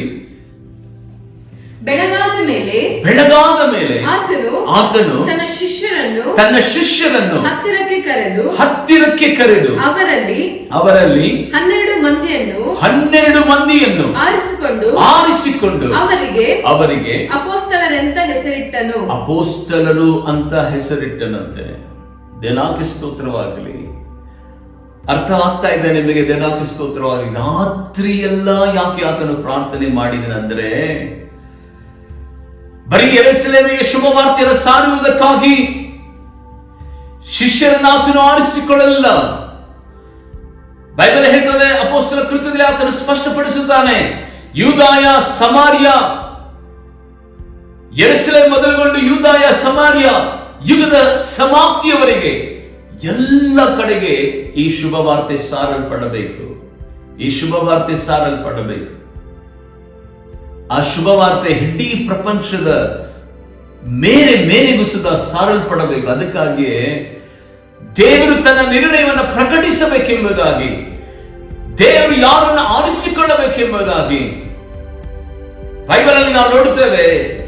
ಹೋಲ್ ವರ್ಲ್ಡ್ ಅಲ್ಲಿ ಆತನು ಶುಭ ವಾರ್ತೆ, ಪರಲೋಕದ ದೈವಿಕವಾದ ಆ ಚಿತ್ತವನ್ನು ನೆರವೇರಿಸುವುದಕ್ಕಾಗಿ ರಾತ್ರಿಯೆಲ್ಲ ಪ್ರಾರ್ಥನೆ ಮಾಡುತ್ತಾ, ಯಾರು ನಿನ್ನ ಸೇವೆಗೋಸ್ಕರವಾಗಿ, ಯಾರು ನಿನ್ನ ಶುಭ ವಾರ್ತೆಗೋಸ್ಕರವಾಗಿ ರಕ್ತ ಸಾಕ್ಷಿ ಆಗ್ತಾರೋ, ಕೊನೆಯ ತನಕ ಅವರು ದೃಢವಾಗಿ ನಿಂತುಕೊಳ್ಳುತ್ತಾರೋ, ತಂದೆಯೇ ಅಂತವರನ್ನೇ ನನಗೆ ನೀನು ಕೊಡು ಎಂಬುದಾಗಿ ಹೇಳಿ ಆತನು ರಾತ್ರಿಯೆಲ್ಲ ಪ್ರಾರ್ಥನೆ ಮಾಡಿ ತನ್ನ ಸೇವೆಗಾಗಿ ಕೆಲವೊಬ್ಬರನ್ನು ಆರಿಸಿಕೊಳ್ಳುವುದಕ್ಕಾಗಿ ಪ್ರತ್ಯೇಕವಾಗಿ ರಾತ್ರಿಯಲ್ಲೆಲ್ಲ ಆತನು ಪ್ರಾರ್ಥನೆ ಮಾಡಿದನು.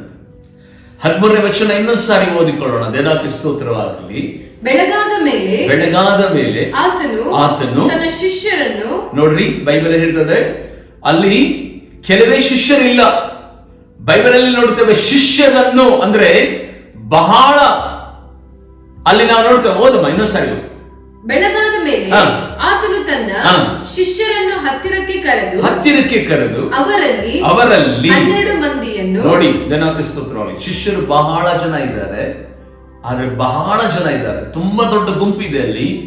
ಆದ್ರೆ ಅವರಲ್ಲಿ ಅಂದ್ರೆ ಕೆಲವೊಬ್ಬರನ್ನ ಮಾತ್ರ, ಅಂದ್ರೆ 12 ಜನರನ್ನ ಮಾತ್ರ ಈ ಜೀವಂತ ಸೇವೆಗೋಸ್ಕರವಾಗಿ ಆತನು ಆರಿಸಿಕೊಂಡನಂತೆ. Hallelujah, hallelujah. ಆತನ ಪ್ರಾರ್ಥನೆಯಲ್ಲಿ ಮೊದಲನೇದಾಗಿ ಏನಿತ್ತು ಗೊತ್ತಾ? ನೀತಿ ಮತ್ತು ಆತನ ಚಿತ್ತ ಇತ್ತು. ಎರಡನೇದಾಗಿ ಏನು ಗೊತ್ತಾ? ದೇವರ ರಾಜ್ಯ ವಿಸ್ತರಣೆ ಮಾಡುವುದಕ್ಕೆ ಬೇಕಾದಂತ ಆ ಯೋಚನೆಗಳನ್ನ ಯಾರು ಅದಕ್ಕೆ ಸೂಕ್ತವಾದ ವ್ಯಕ್ತಿಗಳು ಎಂಬುದಾಗಿ ನೆನೆಸಿ ದೇವರು ಅವರನ್ನ ಆರಿಸಿ ತೆಗೆದುಕೊಂಡನು ಎಂಬುದಾಗಿ. ಅದಕ್ಕಾಗಿ ರಾತ್ರಿಯಲ್ಲೆಲ್ಲ ಆತನು ಪ್ರಾರ್ಥನೆ ಮಾಡಿದ. ದೇವರ ಸಂದೇಶವನ್ನು ಕೇಳುತ್ತಿರುವಂತಹ ದೇವರ ಸಭೆಯೇ ಅಥವಾ ಪ್ರತ್ಯೇಕವಾಗಿ ಅನೇಕ ವಿಶ್ವಾಸಿಗಳಿಗೆ ಗಮನಿಸಿ, ಇವತ್ತು ರಾತ್ರಿ ಕೂಟದಲ್ಲಿ ಎಷ್ಟು ಜನ ಪಾಲ್ಗೊಳ್ತಾ ಇದ್ದೇನೆ? ಕಳೆದ ಎಲ್ಲ ವರ್ಷಗಳಲ್ಲಿ ಎಷ್ಟು ದಿನಗಳ ಕಾಲ ರಾತ್ರಿ ಕೂಟದಲ್ಲಿ ಪಾಲ್ಗೊಳ್ತಾ ಇದ್ದೀರಿ? ದೇವರಿಗೆ ಸ್ತೋತ್ರವಾಗಲಿ. ಒಂದು ವೇಳೆ ಪಾಲ್ಗೊಳ್ಳದೆ ಇರುವುದಾದ್ರೆ ಇನ್ನು ಮೇಲಾದ್ರೂ ಸುಧಾ ರಾತ್ರಿ ಕೂಟದಲ್ಲಿ ಪಾಲ್ಗೊಳ್ಳಲಿ. ಯಾಕೆ ಅಂತ ಹೇಳಿದ್ರೆ, ದೇವರ ಸನ್ನಿಧಾನದಲ್ಲಿ ರಾತ್ರಿ ಎಲ್ಲ ಯೇಸು ಕ್ರಿಸ್ತನು ಸ್ವತಃ ಪ್ರಾರ್ಥನೆ ಮಾಡಿ ತನ್ನ ಸೇವೆಯನ್ನು ಪ್ರಾರಂಭ ಮಾಡಿದಂತಹ ಸಂದರ್ಭದಲ್ಲಿ ತನ್ನ ಶಿಷ್ಯನ ಆರಿಸಿಕೊಂಡಂತ ರೀತಿ ಈ ಶುಭ ವಾರ್ತೆ ಕೊನೆ ತನಕ ಸಾರಲ್ಪಡಬೇಕು. ಭೂಮಂಡಲದ ಕೊನೆ ಭಾಗದ ತನಕ ಈ ಶುಭ ವಾರ್ತೆಗೋಸ್ಕರವಾಗಿ ಪ್ರತ್ಯೇಕಿಸಿ ಆತನ ಸಮ್ಮುಖದಲ್ಲಿ ಸೇವೆ ಮಾಡುವಂತಹ ಶಿಷ್ಯರನ್ನು ಆರಿಸಿಕೊಳ್ಳಬೇಕೆಂಬುದಾಗಿ ಆತನ ರಾಜ್ಯವನ್ನು ವಿಸ್ತಾರ ಮಾಡುವುದಕ್ಕಾಗಿ ರಾತ್ರಿ ಎಲ್ಲ ಪ್ರಾರ್ಥನೆ ಮಾಡಿದನು. ಇವತ್ತಿನ ದಿನಮಾನಗಳಲ್ಲಿ ರಾತ್ರಿ ಕೂಟ ಅಂದ್ರೆ ಬಹಳ ಜನಕ್ಕೆ ಅಯ್ಯೋ ರಾತ್ರಿ ಎಲ್ಲ ನಿದ್ದೆ ಮಾಡದೆ ಈ ರೀತಿಯಾಗಿ ನಾವು ಇರೋದು ಅಪ್ಪ ಬಹಳ ಕಷ್ಟ ಆಗ್ತದೆ ಎಂಬುದಾಗಿ ಹೇಳಿ ಒಂದು ವೇಳೆ ಯೋಚನೆ ಮಾಡ್ತಾ ಇದ್ದೀರಾ ಏನೋ ಗೊತ್ತಿಲ್ಲ. ಆದ್ರೆ ದೇವರು ತಾನೇ ಆತನ ಬರೋಣದ ಆ ಮಹಿಮೆಯ ಪ್ರಸನ್ನತೆಯಲ್ಲಿ ನೀವು ಆತನನ್ನ ಎದುರುಗೊಳ್ಳುವುದಕ್ಕೆ ಬೇಕಾದದ್ದು ಒಂದೇ ಒಂದು ಆಯುಧ. ಏನ್ ಹೇಳಿದನು ಆಯುಧ? ಆತನ ಮುಂದೆ ಶಕ್ತರಾಗಿ ನಿಂತುಕೊಳ್ಳುವುದಕ್ಕೆ ಪ್ರಾರ್ಥನೆ ಬಹಳ ಅವಶ್ಯ. ದೇವರ ರಾಜ್ಯವನ್ನ ವಿಸ್ತರಣೆ ಮಾಡುವುದಕ್ಕೆ ಪ್ರಾರ್ಥನೆ ಭಯಂಕರವಾದಂತ ಅವಶ್ಯ. ಪ್ರಾರ್ಥನೆ ಮಾಡುವಂತ ಸಂದರ್ಭದಲ್ಲಿ ದೇವರಿಗೆ ಸ್ತೋತ್ರವಾಗಲಿ, ನಾವು 2 ಕಾರ್ಯಗಳನ್ನ ಮಾಡುತ್ತೇವೆ. ಪ್ರಾರ್ಥನೆ ಮಾಡುವಾಗ ನಾವು ಸೈತಾನನ ಸಂಗಡ ಹೋರಾಡುತ್ತೇವೆ. ಎಫೆಸ ಗ್ರಂಥಕರ್ತನು ಅದನ್ನೇ ಹೇಳುತ್ತಾನೆ, ನಾವು ಹೋರಾಡುವುದು ಮನುಷ್ಯ ಮಾತ್ರದವರ ಸಂಗಡಲ್ಲ, ಆದ್ರೆ ಆಕಾಶ ಮಂಡಲದಲ್ಲಿ ಕಾರ್ಯ ಮಾಡುವಂತ ರಾಜತ್ವಗಳ ಮೇಲೆಯೂ ಅಂಧಕಾರದ ಲೋಕಾಧಿಪತಿಗಳ ಮೇಲೆಯೂ ಎಲ್ಲ ಶತ್ರುವಿನ ಸೇನೆಗಳ ಒಟ್ಟಿಗೂ ನಾವು ಯುದ್ಧ ಮಾಡುವಂತವರಾಗಿದ್ದೇವೆ ಎಂಬುದಾಗಿ. ನೀನು ರಾತ್ರಿಯೆಲ್ಲ ಪ್ರಾರ್ಥನೆ ಮಾಡುವಾಗ ಆಕಾಶ ಮಂಡಲದಲ್ಲಿ ಕ್ರಿಯೆ ಮಾಡುವಂತ ಶತ್ರುವಿನ ಬಲಗಳನ್ನ ನೀನು ಚದುರಿಸುತ್ತಿ, ಅವರ ಎಲ್ಲ ಪ್ಲಾನ್ಗಳನ್ನ ನೀನು ಹಾಳು ಮಾಡುತ್ತಿ, ಅವರ ಯೋಚನೆಗಳನ್ನೆಲ್ಲ ನಿಷ್ಫಲಗೊಳಿಸುತ್ತೆ. ಅದಾದ ನಂತರ ದೇವರನ್ನ ಯಾವಾಗಲೂ ಸದಾ ನಿನ್ನ ಕಣ್ಣ ಇದನ್ನಲ್ಲಿ ಇಟ್ಟುಕೊಳ್ಳುತ್ತೆ. ದೇವರೇ ರಾತ್ರಿಯಲ್ಲೆಲ್ಲ ಪ್ರಾರ್ಥನೆ ಮಾಡುವಾಗ ದೇವರು ನಿನ್ನ ಪರವಾಗಿ ಯುದ್ಧ ಮಾಡಿ ನಿನ್ನ ಸೇವೆಗೆ ವಿರುದ್ಧವಾಗಿ, ನಿನ್ನ ಕುಟುಂಬಕ್ಕೆ ವಿರುದ್ಧವಾಗಿ, ನಿನ್ನ ಆತ್ಮಿಕತೆ ವಿರುದ್ಧವಾಗಿ ನಿಂತುಕೊಳ್ಳುವಂತ ಆ ಎಲ್ಲ ಆಕಾಶ ಮಂಡಲದ ಶತ್ರುಗಳನ್ನ ದೂರ ಸರಿಸಿ ಉನ್ನತವಾಗಿ ಮಾನಿಸುತ್ತಾನೆ. ಪ್ರಾರ್ಥನೆ ಮಾಡಿದಾಗ 2 ಕಾರ್ಯಗಳು ನಡೀತದೆ ಗೊತ್ತಾ? ನಾವು ಮೊಣಕಾಲೂರಿ ಪ್ರಾರ್ಥನೆ ಮಾಡುವಾಗ ಸೈತಾನನ ಆ ಎಲ್ಲ ಯೋಚನೆಗಳನ್ನ ನಿಷ್ಫಲ ಮಾಡುತ್ತೀರಿ. ಅದಾದ ನಂತರ ದೇವರ ಚಿತ್ತವನ್ನ ನೀವು ನೆರವೇರಿಸುವುದಕ್ಕೆ ಸಿದ್ಧರಾಗುತ್ತೀರಿ. ದೇವರಿಗೆ ಸ್ತೋತ್ರವಾಗಲಿ. ಆತ್ಮೀಯ ದೇವಚಂದ್ರೆ, ದೇವರ ರಾಜ್ಯವನ್ನು ವಿಸ್ತಾರ ಮಾಡುವುದಕ್ಕೋಸ್ಕರವಾಗಿ ದೇವರು ಕೆಲವೊಬ್ಬರನ್ನು ಆರಿಸಿಕೊಳ್ಳುವುದಕ್ಕಾಗಿ ರಾತ್ರಿಯಲ್ಲೆಲ್ಲ ಪ್ರಾರ್ಥನೆ ಮಾಡಿದರು. ಬೈಬಲ್ ಅಲ್ಲಿ ನಾವು ನೋಡುತ್ತೇವೆ, ಸೌಲನನ್ನ ದೇವರು ಆರಿಸಿಕೊಂಡನು. ಆತನನ್ನು ಕುರಿತು ಬೈಬಲ್ ಅಲ್ಲಿ ಆತನಿಗೆ ಅಗಾಧವಾದ ಪ್ರೀತಿ ಇತ್ತು. ಆತನನ್ನು ಕುರಿತು ದೇವರು ಹೇಳ್ತಾ ಇದ್ದಾನೆ, ಸೌಲನೇ, ನಿನ್ನ ವಿಷಯದಲ್ಲಿ ನಾನು ಬಹಳ ಆಲೋಚನೆ ಮಾಡಿದೆ. ನಿನ್ನ ರಾಜ್ಯವನ್ನು ವಿಸ್ತರಿಸಬೇಕೆಂಬುದಾಗಿ, ನಿನ್ನನ್ನು ಇನ್ನೂ ಅಭಿಷೇಕಿಸಬೇಕೆಂಬುದಾಗಿ, ನಿನ್ನ ಮೂಲಕವಾಗಿ ಅನೇಕ ಮಹತ್ ಕಾರ್ಯಗಳನ್ನು ನಡೆಸಬೇಕೆಂಬುದಾಗಿ ನಾನು ಬಹಳ ಯೋಚನೆಗಳನ್ನು ಮಾಡ್ತಾ ಇದ್ದೆ. ಆದ್ರೆ ನೀನು ನನ್ನ ಮಾತಿಗೆ ವಿಧೇಯನಾಗಲಿಲ್ಲ, ನೀನು ನನ್ನ ಮಾತಿಗೆ ವಿಧೇಯನಾಗಲಿಲ್ಲ. ಅದಕ್ಕಾಗಿಯೇ ನೀನು ಏನು ಯೋಚನೆ ಮಾಡಿಕೊಳ್ತೀಯೋ ಅದನ್ನೆಲ್ಲವನ್ನ ನಾನೇ ನಿಷ್ಫಲ ಮಾಡಿಬಿಡುತ್ತೇನೆ ಎಂಬುದಾಗಿ, ನಾನೇ ನಿಷ್ಫಲ ಮಾಡುತ್ತೇನೆ ಎಂಬುದಾಗಿ. ವಾಗ್ದಾನ ಮಾಡಿದಂತ ದೇವರೇ ಸೌಲನನ್ನ ಕುರಿತು ಇದನ್ನ ಮಾತನ್ನ ಹೇಳ್ತಾ ಇದ್ದಾನೆ. ಸೌಲನೇ, ನಾನು ನಿನಗೇನೆಲ್ಲ ಮಾಡಿದ್ದೇನೆ ವಾಗ್ದಾನಗಳನ್ನ, ನಾನೇ ಅವುಗಳನ್ನ ಕ್ಯಾನ್ಸಲ್ ಮಾಡುತ್ತಾನೆ. ಕಾರಣ ಅಂತ ಹೇಳಿದ್ರೆ, ಸೌಲನು ದೇವರ ಮಾತಿಗೆ ಅವಿಧೇಯನಾದನು. ದೇವರ ಮಾತಿಗೆ ಅವಿಧೇಯನಾದನು. ಮಹಾಪ್ರಾರ್ಥನಾ ವೀರನಾಗಿರುವಂತ ಪ್ರವಾದಿ ಆಗಿರುವಂತ ಸಮುವೇಲನು ಸೌಲನನ್ನ ಬಳಿಯಲ್ಲಿ ಬಂದು ಆತ ಹೇಳ್ತಾ ಇದ್ದಾನೆ, ದೇವರು ಅಮೆಲೇಕ್ಯರನ್ನ ನಾಶ ಮಾಡಬೇಕೆಂಬುದಾಗಿ ಹೇಳಿದನು. ಆದ್ರೆ ಸೌಲನು ಏನ್ ಮಾಡಿದನು ಗೊತ್ತಾ? ಅಮೆರಿಕರನ್ನ ನಾಶ ಮಾಡಿದ್ದು ಮಾತ್ರವಲ್ಲ, ಅಮೆರಿಕರಲ್ಲಿರುವಂತ ದನ ಕುರಿ ಬಲಿಷ್ಠ ದಷ್ಟಪುಷ್ಟವಾದಂತ ದನ ಕುರಿಗಳನ್ನ ತಂದುಕೊಂಡು ಬಂದನು. ಅಷ್ಟು ಮಾತ್ರವಲ್ಲ, ದಷ್ಟಪುಷ್ಟವಾದಂತ ಕಾಲಾಳುಗಳನ್ನ ಆತನು ತೆಗೆದುಕೊಂಡು ಬಂದಿದ್ದಕ್ಕೆ ದೇವರ ಕೋಪ ಆತನ ಮೇಲೆ ಎರಗಿ ಬಂದು, ದೇವರು ಆತನಿಗೆ ವಾಗ್ದಾನ ಮಾಡಿದ್ದೆಲ್ಲವನ್ನು ಸದಾ ಅದನ್ನ ಕ್ಯಾನ್ಸಲ್ ಮಾಡಿ ತಾನೇ ಆತ್ಮಹತ್ಯೆ ಮಾಡಿಕೊಂಡು ಸಾಯುವ ಹಾಗೆ ಮಾಡಿದನು. ವಾಗ್ದಾನ ಮಾಡಿದ ದೇವರೇ ಒಂದು ದಿನ ವಾಗ್ದಾನಗಳನ್ನ ಕ್ಯಾನ್ಸಲ್ ಮಾಡುತ್ತಾನೆ. ಗಮನಿಸಿ, ಭಯದಿಂದ ಕೇಳಿ, ಭಕ್ತಿಯಿಂದ ಕೇಳಿ. ನೀವು ಅನ್ಕೊಂಡಿರ್ಬೋದು, ದೇವನಾಕ್ಕೆ ಸ್ತೋತ್ರವಾಗಲಿ, ಏನೋ 2-3 ನಿಮಿಷಗಳ ಕಾಲ ನಾನು ಪ್ರಾರ್ಥನೆ ಮಾಡಿದರೆ ಸಾಕು ಎಂಬುದಾಗಿ, ನನ್ನ ಕುಟುಂಬಕ್ಕಾಗಿ, ನನ್ನ ಮಕ್ಕಳಿಗಾಗಿ, ನನ್ನ ಬಿಸಿನೆಸ್ಗಾಗಿ ಪ್ರಾರ್ಥನೆ ಮಾಡಿದರೆ ಸಾಕು ಎಂಬುದಾಗಿ ನೀನು ತಿಳ್ಕೊಂಡಿರಬಹುದು. ಆದ್ರೆ ದಿನಾಕ್ಕೆ ಸ್ತೋತ್ರವಾಗಲಿ, ಆ ಪ್ರಾರ್ಥನೆಗಳು ನಿನ್ನ ಮನೆ ಟೆರೆಸ್ ಅನ್ನು ದಾಟಿ ಮೇಲಕ್ಕೆ ಹೋಗೋದಿಲ್ಲ. ದಿನಾಕ್ಕೆ ಸ್ತೋತ್ರವಾಗಲಿ, ಬೈಬಲ್ ಅಲ್ಲಿ ನಾವು ನೋಡುತ್ತೇವೆ, ಆತ್ಮೀಯ ದೇವಶಂದ್ರೆ, ಯೇಸು ಕ್ರಿಸ್ತನೇ ಈ ಲೋಕದಲ್ಲಿ ರಾತ್ರಿ ಎಲ್ಲ ಪ್ರಾರ್ಥನೆ ಮಾಡಿ ತನ್ನ ತಂದೆಯ ರಾಜ್ಯವನ್ನು ವಿಸ್ತಾರ ಮಾಡುವುದಕ್ಕಾಗಿ ಆತನು ಸಿದ್ಧನಾದನು ಎಂಬುದಾಗಿ ಬೈಬಲ್ ಅಲ್ಲಿ ನಾವು ನೋಡುತ್ತೇವೆ. ದಿನಾಕ್ಕೆ ಸ್ತೋತ್ರವಾಗಲಿ, ದೇವರು ಆ ಮುಖ್ಯವಾದ ಉದ್ದೇಶ, ಹಳೆ ಒಡಂಬಡಿಕೆ ಕಾಲದ ಗ್ರಂಥಗಳಲ್ಲಿ ಯೇಸು ಕ್ರಿಸ್ತನ ಬಗ್ಗೆ ಏನೆಲ್ಲ ಬರೆದಿದೆಯೋ ಆ ಗ್ರಂಥಗಳನ್ನ ಪರಿಪೂರ್ಣಗೊಳಿಸಬೇಕೆಂಬುದಾಗಿ ಯೇಸು ಕ್ರಿಸ್ತನು ಸಿದ್ಧನಾದನು.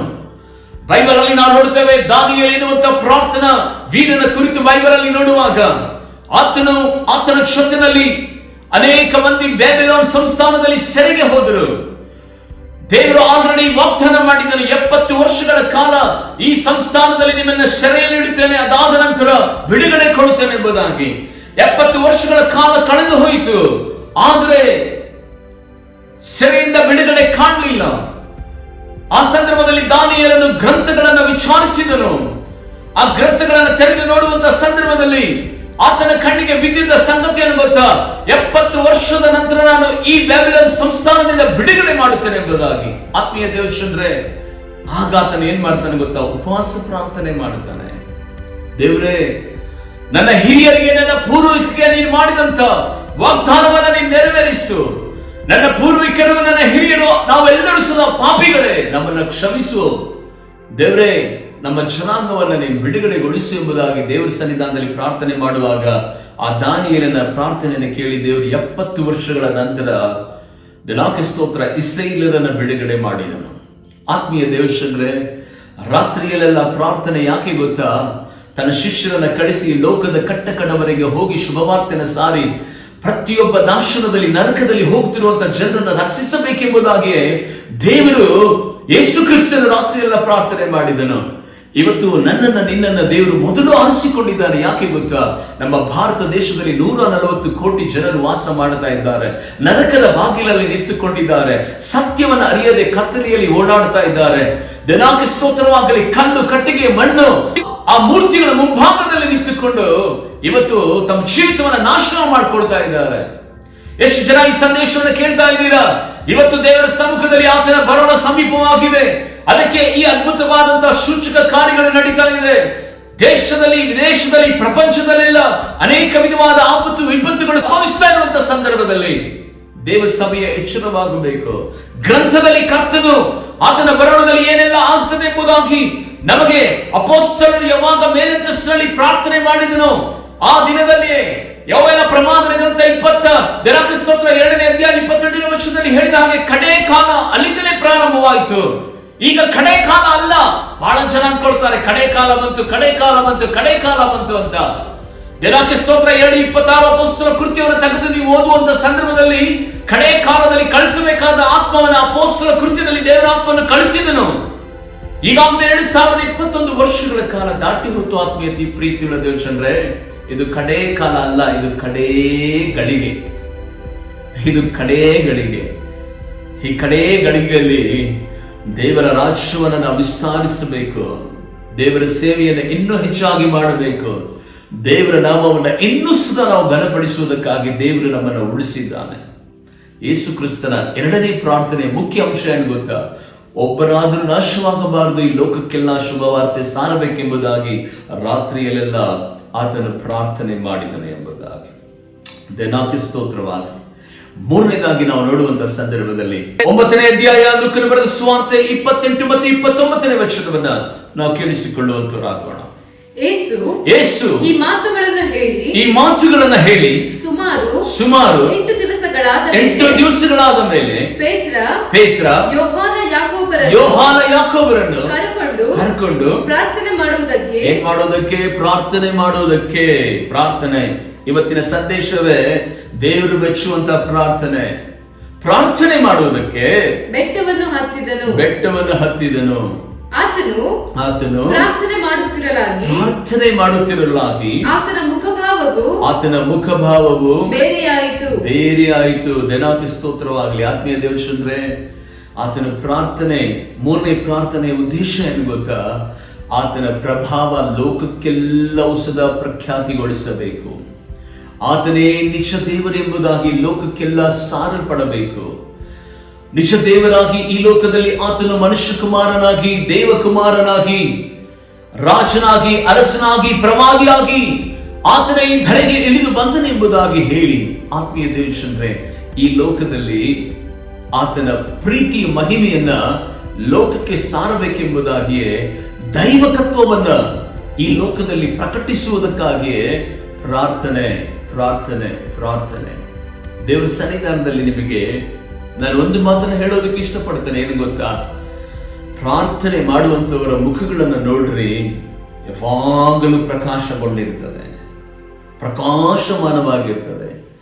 ಆತ್ಮಿಕತೆ ಜೀವಿತದಲ್ಲಿ, ಪ್ರಾರ್ಥನಾ ಜೀವಿತದಲ್ಲಿ ಪಡೆದಿರುವಂತಹ ವ್ಯಕ್ತಿಗಳನ್ನು ನೋಡುವಾಗ ಅವರು ತೇಜೋಮಯವಾಗಿರ್ತಾರೆ. ಮೋಸೆ 40 ದಿನಗಳ ಕಾಲ ಪ್ರಾರ್ಥನೆ ಮಾಡಿದನು. 40 ದಿನಗಳ ನಂತರ ಕೆಳಗಿಳಿದು ಬರುವಾಗ ಇಸ್ರಾಯೇಲರು ಅವನ ಮುಖವನ್ನು ಸದಾ ನೋಡಲಿಕ್ಕೆ ಆಗಲಿಲ್ಲ, ಅಷ್ಟು ಪ್ರಕಾಶಮಾನವಾಗಿದ್ದನು ಎಂಬುದಾಗಿ. ದೇವರಿಗೆ ಸ್ತೋತ್ರವಾಗಲಿ. ಪ್ರೀತಿಯ ದೇವರೇ, ದಾವೀದನನ್ನು ನೋಡುತ್ತೇವೆ. ಆತನು ಯಾವಾಗಲೂ ಆರಾಧಿಸುವಂತ, ಪ್ರಾರ್ಥನೆ ಮಾಡುವಂತ ವೀರನಾಗಿದ್ದನು. ಅವನು ಬಹು ಸುಂದರನು ಎಂಬುದಾಗಿ ಬೈಬಲ್ ಅಲ್ಲಿ ಬರೆಯಲ್ಪಟ್ಟಿದೆ. ದೇವರಿಗೆ ಸ್ತೋತ್ರವಾಗಲಿ. ಆತ್ಮೀಯ ದೇವರೇ, ಆತನ ಮಹಿಮೆ, ಆತನು ಪ್ರಕಾಶಮಾನವಾದಂತ ಆತನ ರೂಪ, ಅಂದ್ರೆ ಈ ಲೋಕಕ್ಕೆಲ್ಲವೂ ಸದಾ ಆತನ ಪ್ರಭಾವವನ್ನು ನಾವು ಸಾರಬೇಕೆಂಬುದಾಗಿಯೇ.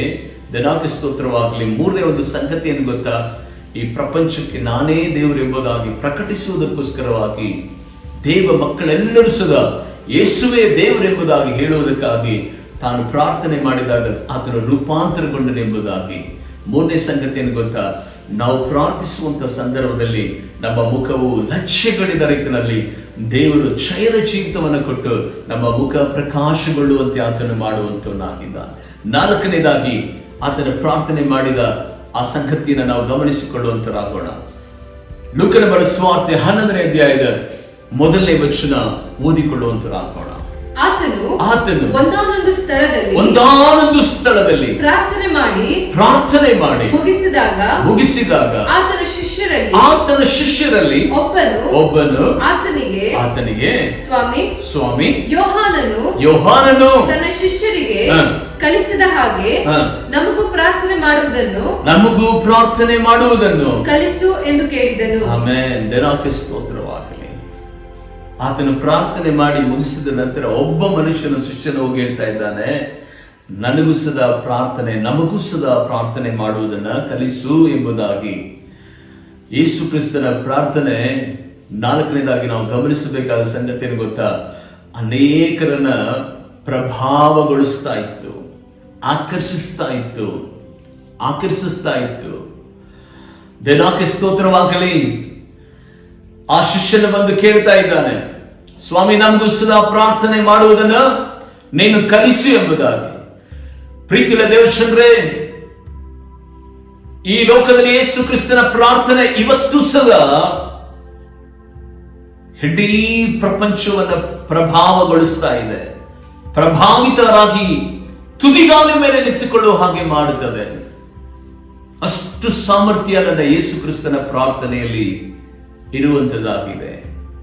ಆತ್ಮೀಯ ದೇವಚಂದ್ರೆ, ಇವತ್ತು ನನ್ನ ಪ್ರಾರ್ಥನೆ ಅನೇಕ ಜನರನ್ನ ಪ್ರಭಾವಿತರನ್ನಾಗಿ ಮಾಡ್ತಾ ಇದೆಯಾ? ನಾನು ನೀನು ಮಾಡುವಂತ ಪ್ರಾರ್ಥನೆ ಅನೇಕ ಜನರಿಗೆ ದೇವರ ಕಡೆಗೆ ನಡೆಸ್ತಾ ಇದೆಯಾ? ದೇವರ ಆ ಪ್ರಸನ್ನತೆ ನಮ್ಮ ಪ್ರಾರ್ಥನೆಯಲ್ಲಿ ಬಿಡುಗಡೆಯಾಗ್ತಾ ಇದೆಯಾ? ನಮ್ಮ ಪ್ರಾರ್ಥನೆಗಳನ್ನು ಕೇಳಿ ಅನೇಕ ಜನರು ಪ್ರಭಾವಿತರಾಗ್ತಾ ಇದ್ದಾರಾ? ದೇವರಿಗೆ ಸ್ತೋತ್ರವಾಗಲಿ. ಬೈಬಲ್ ಅಲ್ಲಿ ನಾವು ನೋಡುತ್ತೇವೆ, ಹಳೆ ಒಡಂಬಡಿಕೆಯಿಂದ ಹಿಡಿದು ಹೊಸ ಒಡಂಬಡಿಕೆ ಎಲ್ಲ ದೈವ ಭಕ್ತರ ಪ್ರಾರ್ಥನೆಗಳನ್ನು ನೋಡುವಾಗ ದೇವರಿಗೆ ಸ್ತೋತ್ರವಾಗಲಿ, ಅಬ್ರಹಾಮನ ಪ್ರಾರ್ಥನೆ ಅನೇಕ ರಾಜ್ಯಗಳಲ್ಲಿರುವಂತಹ ಬಂಚೆತನವನ್ನು ನೀಗಿಸಿ ರಾಜರು ವಿಧೇಯರಾಗುವಂತೆ ಆ ಅಬ್ರಹಾಮನ ಪ್ರಾರ್ಥನೆ ಮಾಡಿತು. ಮೋಸೆ ಪ್ರಾರ್ಥನೆ ಪರಲೋಕದ ದೇವರು ಯಾವಾಗಲೂ ಅಗ್ನಿಸ್ತಂಭವಾಗಿ ಮೇಘಸ್ತಂಭವಾಗಿ ಆತನ ಜೊತೆಯಲ್ಲಿ ಆ ಮಂಚಿಸಿದ ಪೆಟ್ಟಿಗೆಯಲ್ಲಿ ನಿರಂತರವಾಗಿದ್ದು ಆತನ ಜೊತೆಯಲ್ಲಿ ನಡೆದಾಡಿಕೊಂಡು ಹೋಗ್ತಾ ಇದ್ದಾನೆ ಎಂಬುದಾಗಿ ನಾವು ನೋಡುತ್ತೇವೆ. ಯೆಹೋಶುವನು ಪ್ರಾರ್ಥಿಸುವಂತಹ ಸಂದರ್ಭದಲ್ಲಿ ಅನೇಕ ರಾಜರನ್ನ ಅದು ಪ್ರಭಾವಿತರನ್ನಾಗಿ ಮಾಡಿ ದೇವರಿಗೆ ಸ್ತೋತ್ರವಾಗಲಿ, ಅವನನ್ನು ಯಾರು ಜಯಿಸಲಿಕ್ಕೆ ಆಗಲಿಲ್ಲ. ಎಲಿಷನ ಪ್ರಾರ್ಥನೆ ಅನೇಕರಿಗೆ ಪ್ರಭಾವಗೊಳಿಸಿತು. ನಾವು ನೋಡುತ್ತೇವೆ, ದಾನಿಯೇಲ, ಶದ್ರಕ್, ಮೇಷಕ್ ಅವರ ಪ್ರಾರ್ಥನೆ ಇಡೀ ಪ್ರಪಂಚದಲ್ಲಿರುವಂತ ವಿಶ್ವಕ್ಕೆ ಒಂದು ದೊಡ್ಡ ಮಾಡಲಾಗಿ ನಾವು ಅವರು ರಾಜಾಜ್ಞೆಗಳನ್ನೇ ದೇಶಗಳನ್ನೇ ಮಾರ್ಪಡಿಸುವ ಹಾಗೆ ಅದು ಮಾರ್ಪಡಿಸಿತು. ಪ್ರೀತಿಯ ದೇವರೇ, ದೇವರಿಗೆ ಸ್ತೋತ್ರವಾಗಲಿ. ಇವತ್ತು ಸದಾ ಹೊಸ ಒಡಂಬಡಿಕೆ ನಾವು ಬರುವಂತ ಸಂದರ್ಭದಲ್ಲಿ ಬಲಹೀನರಾಗಿರುವಂತ, ಮೀನುಗಳನ್ನು ಹಿಡಿತಾ ಇರುವಂತ, ಅತ್ಯಧಿಕವಾದ ಬಡತನದಲ್ಲಿದ್ದಂತ, ವಿದ್ಯೆ ಇಲ್ಲದಂತ, ಜ್ಞಾನವಿಲ್ಲದೆ ಇರುವಂತ ಪಾಮರ ಪ್ರಾರ್ಥನೆಯನ್ನ ದೇವರು ಅಂಗೀಕಾರ ಮಾಡಿ ಪೇತ್ರು, ಯೋಹಾನ, ಯಾಕೋಬ, ಅಂದ್ರೆಯ, ದೇವರಿಗೆ ಸ್ತೋತ್ರವಾಗಲಿ, ಎಫ್ರಾತ ಎಂಬುದಾಗಿ ವಿಶ್ವಾಸಿಯ ಒಂದು ಎಫ್ರತ ಎನ್ನುವಂತ ಒಂದು ಮನುಷ್ಯನ ಪ್ರಾರ್ಥನೆಯನ್ನು ಸದಾ ಬೈಬಲ್ ಅಲ್ಲಿ ನಿಖರವಾಗಿ ಬರೆಯಲ್ಪಟ್ಟಿದೆ. ಅಪೊಸ್ತಲ ಪೌಲ, ಯೋಹಾನನ ಪ್ರಾರ್ಥನೆ ಇವತ್ತು ವಿಶ್ವವನ್ನೇ ಪ್ರಭಾವಿತರಾಗಿ ಮಾಡುವ ಹಾಗೆ ತುದಿಗಾಲಿನಲ್ಲಿ ನಿಂತುಕೊಂಡಿದೆ. ದೇವರಿಗೆ ಸ್ತೋತ್ರವಾಗಲಿ. 4ನೇ ಒಂದು ಅಂಶ ಏನು ಗೊತ್ತಾ?